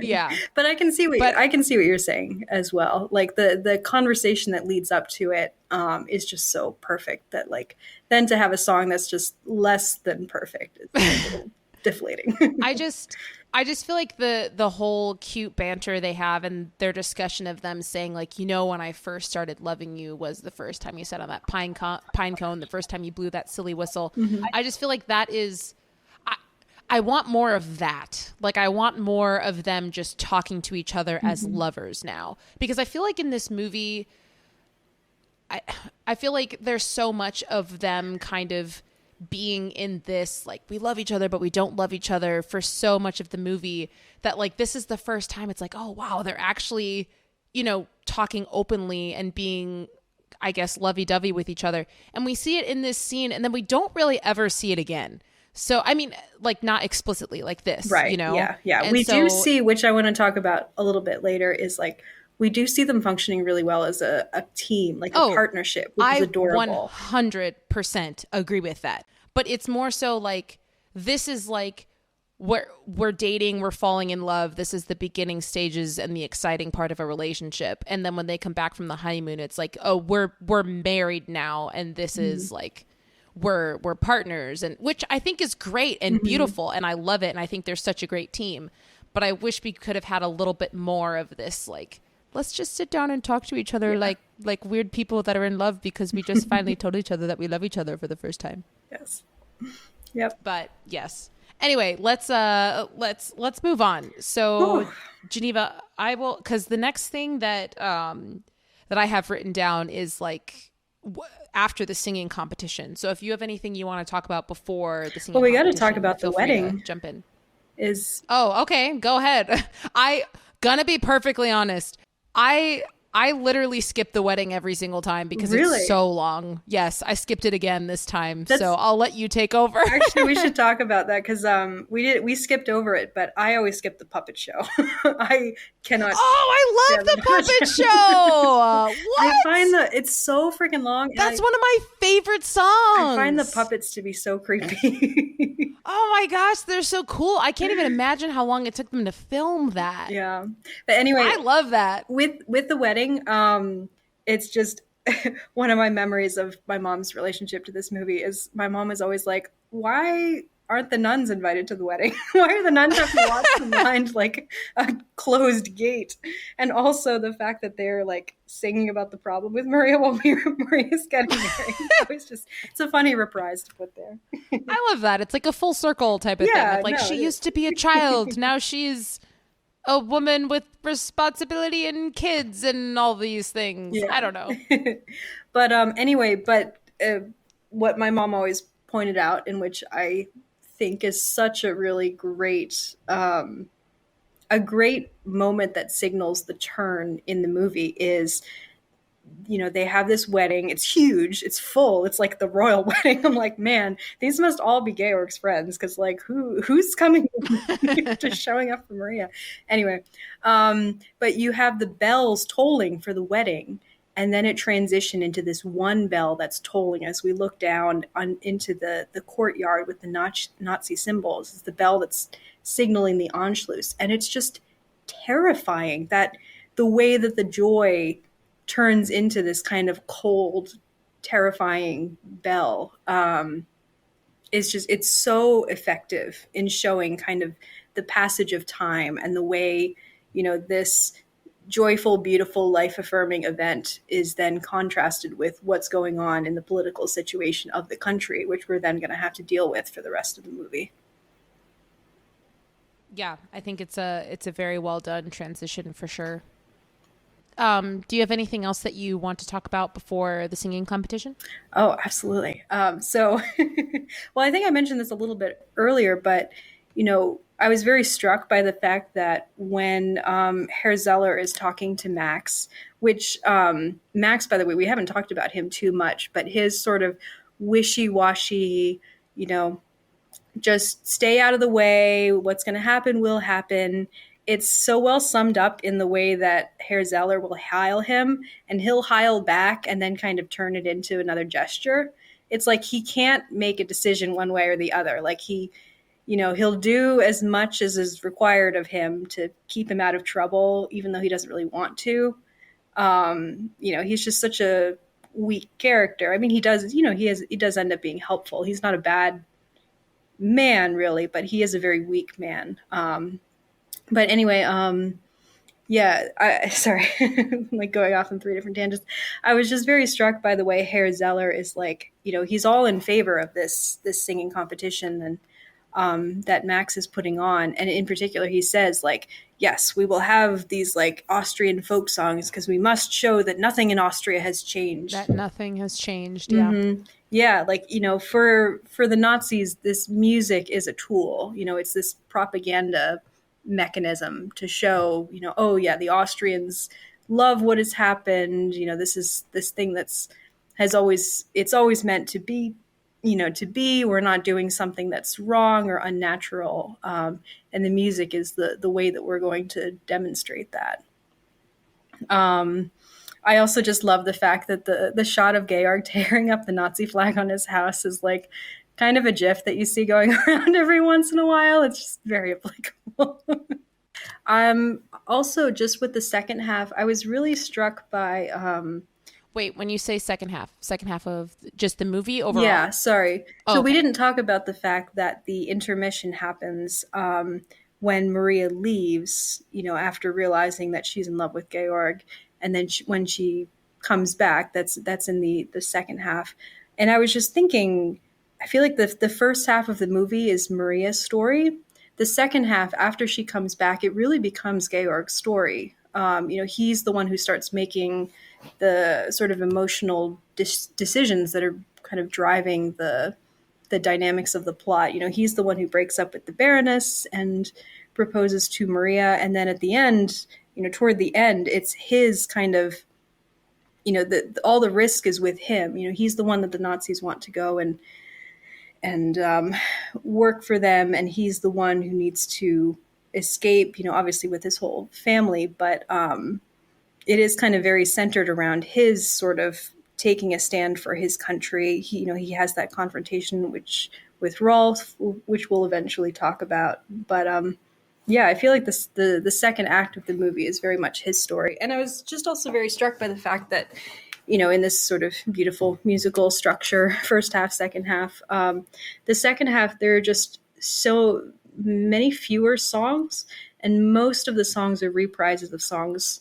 from earlier. And I think that's just in keeping with the darker turn of the second half, is that it is kind of taking the sort of, these beautiful joyful songs that are established in the first half and kind of repurposing them and then using them in these situations which are now more dark, more difficult. Music is happening less, but it's really kind of aiding the characters in specific situations as they're navigating this very kind of real world threat.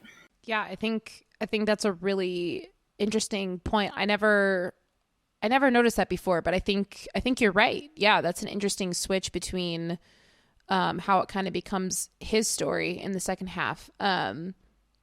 Yeah, and the songs kind of become more of a life support as opposed to like the first half. It's more so like these songs are giving us life, and then in the second half, it's like we need these songs in order to Yeah, survive. these So songs, like, it's they're bringing us together, and then in the second half the songs are literally the thing that allows them to escape as a family. right. Yeah. Yeah, Um, Speaking of escaping, I did make a note that I think all of their escape hiking clothes are really, really, really cool. Like yeah. You I want love to a wear all of poncho. it Yes. with the hats, with the These ponchos, with traveling the clothes, our suspenders, with the costumes boots. naturally. I want to do all of it. Yeah. I love, can I, by the way, the whole sequence of them trying to escape and having to push the car and the silence and the evil Nazi butler looking out the window and then them getting caught by the Nazis. And Georg is just so cool and calm under pressure, like really impressively so. And Maria, Ex-captain. He was a yeah, Marine. absolutely. And then Maria just like steps right up and she's like, you see there how well matched they are. Like she's just immediately jumps in to corroborate his invented story, and the sort of glances that they're giving each other where they're kind of worried but also reassuring each other. Yeah, you just see how well their partnership functions when they're under pressure.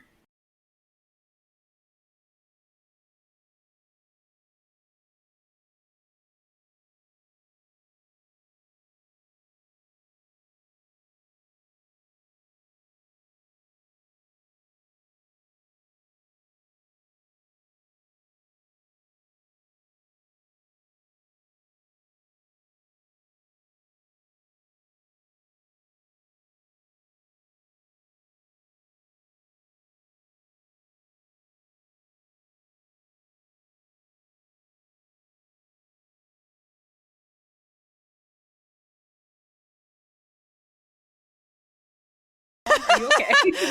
I don't bring you to tears. But now, of course, that I'm older, every time I watch that scene, I also get Yes. choked up. Like I can't Every even think time. about that scene without getting choked.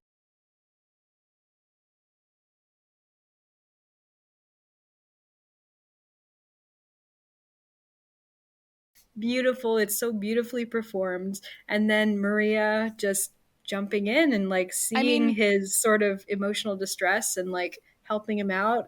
coming Yeah. back to like just the beauty of their partnership and Mhm. how well or just like how good they are for each other, and also her emotional intelligence, right? Like she Mhm. knows exactly what he needs in that moment. She knows exactly what to do, and then she invites the kids in, and it's this really powerful moment where then the audience gets into it too. And then when they Mhm. find out later that when Max very aggressively but also passive aggressively says, we're not going to see them for a long time because of blah blah blah blah, the audience is pissed. They're like, what do you mean that they're taking him against his will to join this army that we probably don't support either, but we're too scared to say?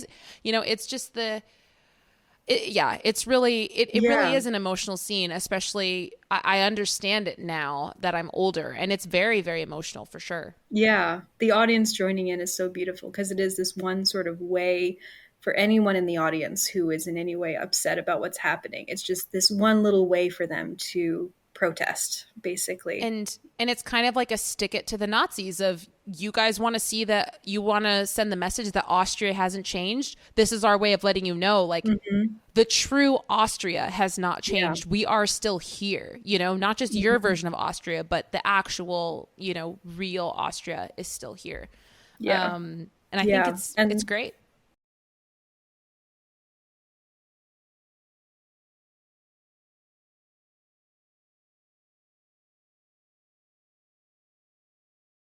something, good for you, Max.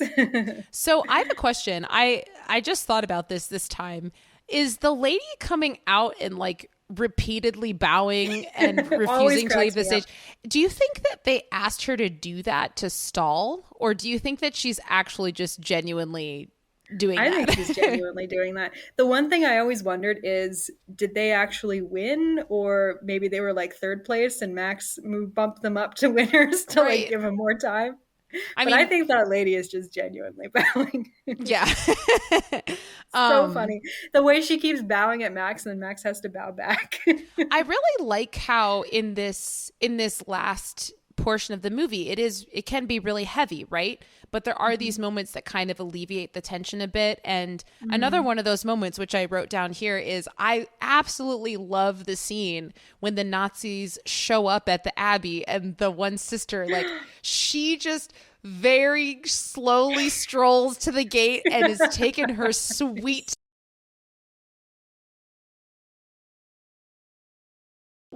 I think that is so funny. Mhm. And but also it's not out of place of just like, why are they Yeah. putting humor in here all of a sudden? It works. It makes sense that Mhm. it would be there.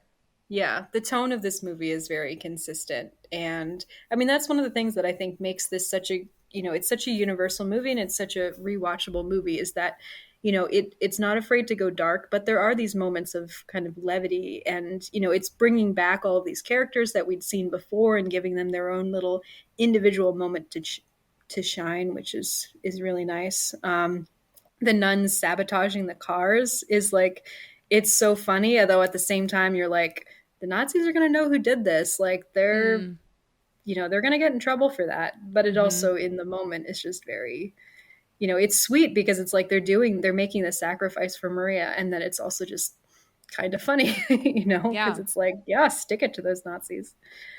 um And speaking of intense moments, I feel like this movie is probably one of the earliest memories I have of experiencing suspense while watching a movie. The oh, mhm. suspense of them hiding behind those gravestones and the Nazis walking gate by gate and trying to Mhm. open each one of them and the flashlights hovering. I I legitimately think that if this is not the first, it is one of the first times I ever watched a movie and had the experience of feeling suspense. Because even now, I know exactly what's going to happen, but it still feels very tense, you know? Mhm. Yeah, and it's so perfectly paced, it feels long, but it doesn't drag. It's just, you're with them in that moment, like not sure how long to remain in hiding.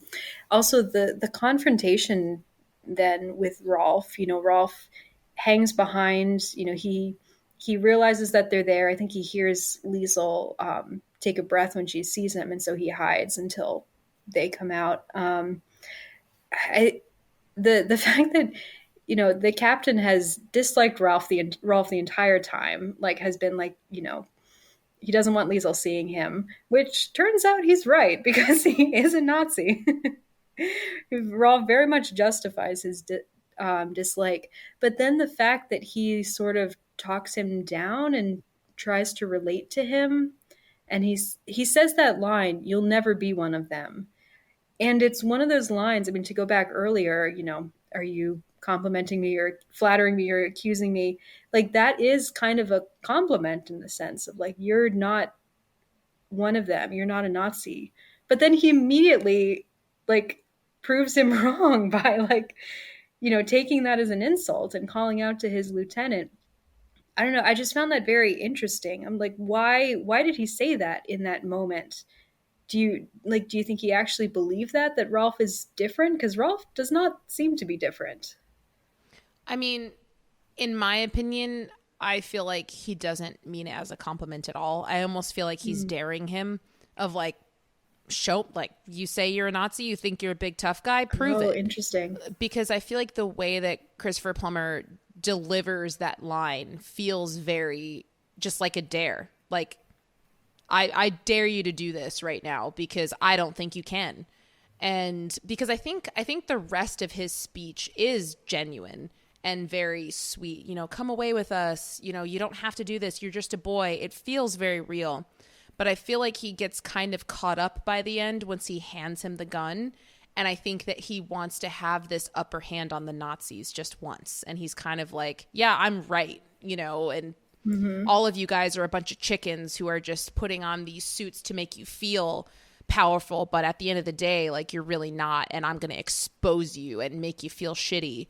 And I feel like he just goes a little bit too far and he ends up, you know, shooting himself in the foot because of it. Not literally, but Yeah. that's always been my reading of it. I feel like he Yeah. kind of loses his cool a little bit there. But thankfully, the nuns had their back by destroying their. But yeah. Yeah. Yeah. That makes a lot of sense. But anyway, Yeah, yeah. and So obviously it's they do make it away. The movie comes full circle because it starts with Maria in the hills, which are alive with music, and it ends with Maria in the hills, which are alive with music, with her newfound family. yeah, yeah.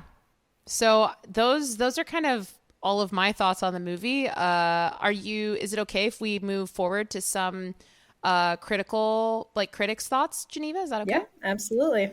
All right, so just to finish up here, guys, this movie was nominated for 10 Academy Awards, of which it won 5, including Best Picture and Best Director. There were no wins for Julie Andrews and Christopher Plummer, but they did get nominated. Same. Yeah. Yeah, Although I so do have to say, quick recommendation. The YouTube channel Be Kind Rewind does videos on Best Actress winners of the past, and they did a video on this year, contrasting Julie Andrews with the winner of that year, I believe, Julie Christie, who is kind of also a sort of British ingenue named Julie, but who had a very different vibe, and it's a really fascinating video. I would recommend yeah, watching that if you're interested in that year. yeah. But insane, all the same, that Julie Andrews did not win. Yes.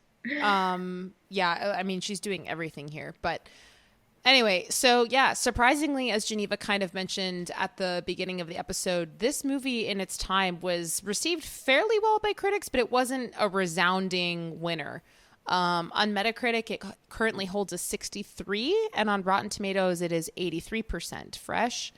And I pulled 2 reviews, which I found to be very interesting, both of which are from 1965. And they're kind of 2 different perspectives. So this first one comes from James Powers of The Hollywood Reporter.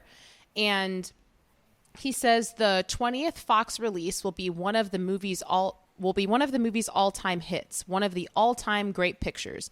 It restores your faith in movies. If you sit quietly and let it take, it may also restore your faith in humanity. It does this with infectious wit, with consistent gaiety, with simple and realistic spirituality, with romance of heartbreak and heart mend. This is set against the most beautiful scenery you have seen in your life. The Sound of Music is quite a picture. So that obviously was a very positive review. But I found another one also from 1965, which is uncredited. So apparently we don't know who wrote it, but it's from the TV Guide magazine.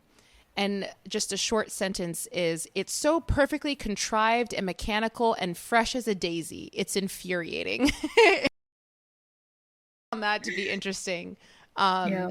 Those 2 very different reads from the year that this movie premiered. But yeah, so if we move on to the legacy of this film, I think that it's hard to deny that this movie has a pretty long-standing and large legacy, because I don't think I've maybe met 1 or 2 people who have never seen this movie, but I think pretty much everyone has seen The Sound of Music.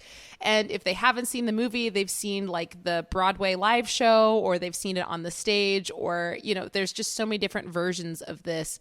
Or they've just heard the Christmas song, which it's not even a Christmas song, but whatever. It plays on TV every year around Christmas time, Thanksgiving. I know here in Chicago, it's replayed. They do a sing-along version at the Music Box Theater every year on Thanksgiving. Yeah, I mean, the legacy of this film is pretty undeniable, and I think it is for the most part pretty universally loved today. I know some people criticize it; they say it's too long, or they don't like the songs, or whatever, but it still has a lot of impact on the culture today. So yeah, I guess I'll just share kind of what aspect of this movie did it for me, and just kind of cemented it in my mind and heart and made me want to talk about it today. I mean, I think for me, it might not necessarily be one particular moment, but I think that quite honestly, the romance of this movie is what does it for me. It just feels so real and so realistic. And I love seeing these two characters grow together. But it's not just about their relationship. It's about their lives as individuals and how they slowly join those lives together. It's not these two people falling in love in a bubble and having a conflict between themselves in a bubble and having a friend who's like advising them on relationship. Like, no, it feels like a very real relationship. And I'm sure someone could make a point that it's not because certain things are over the top and they're singing songs and whatever. But I don't know. It's very real to me. And I don't know. It makes me feel soft-hearted, and it melts my cold heart. And I don't know. It makes me want to fall in love. And I feel like, you know, probably makes other people feel like they want to fall in love too. I just think it's a really well done romance because it also has just so much.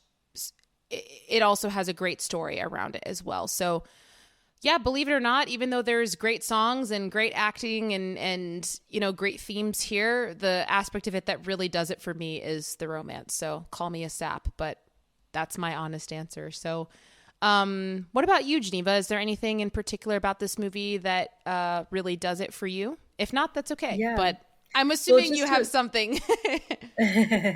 Well, just to respond for a quick second to your the critic quotes that you brought up, that was really fascinating. I do find it really interesting how, you know, musicals are such a, you know, as I mentioned, huge fan of musicals, but musicals are a very divisive genre. You know, there are just some people who really can't stand musicals. Like they just can't, you know, there's a sort of emotional quality and a willingness to suspend disbelief that is just not possible for some people, which is fine. You know, everyone is different.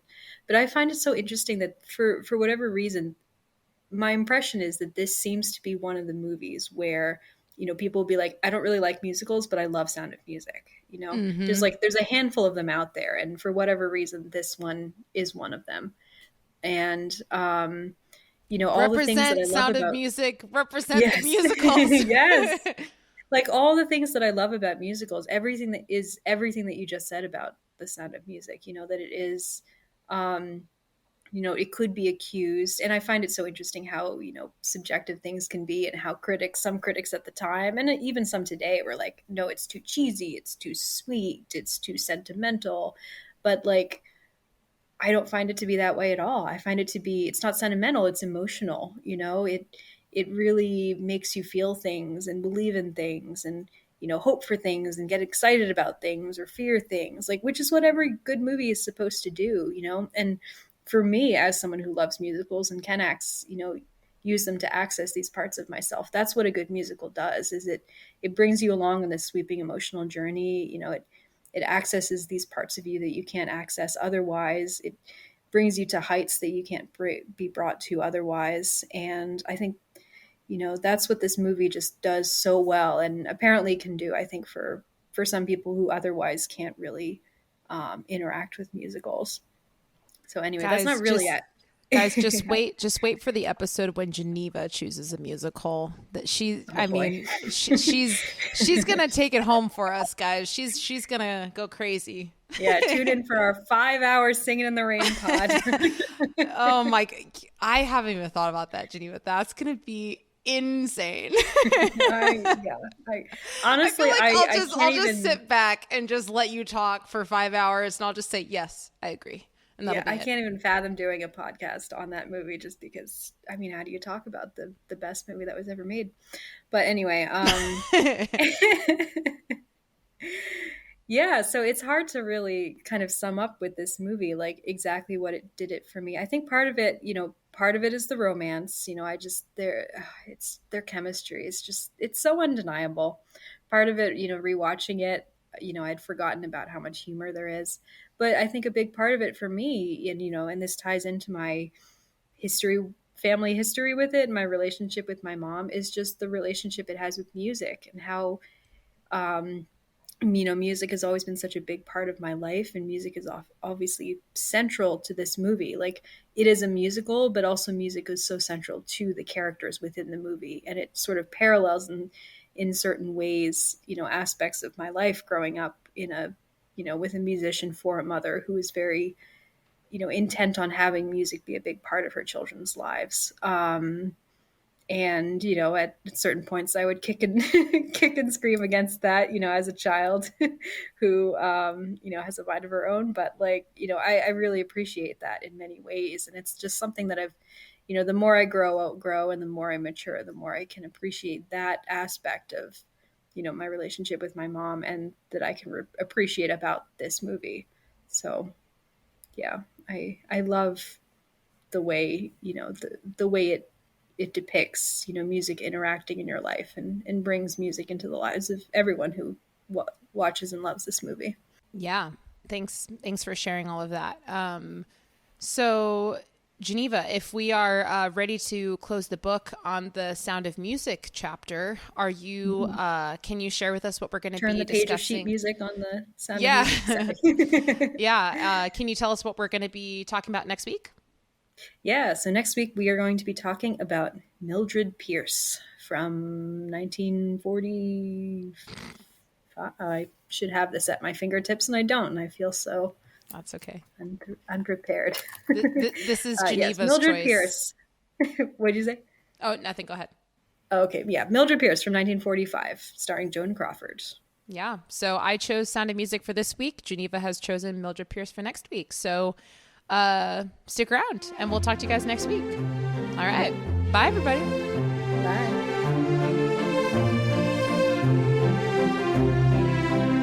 Thanks for listening. If you want to get in touch with us, you can email us at yourpickpod@gmail.com. Our theme song was composed by Joel Rushton, and our podcast graphic was designed by Kara Shin. If you like this show and want to hear more, please rate and subscribe on your favorite podcast platform. We're excited to have you on this journey with us. Until next time.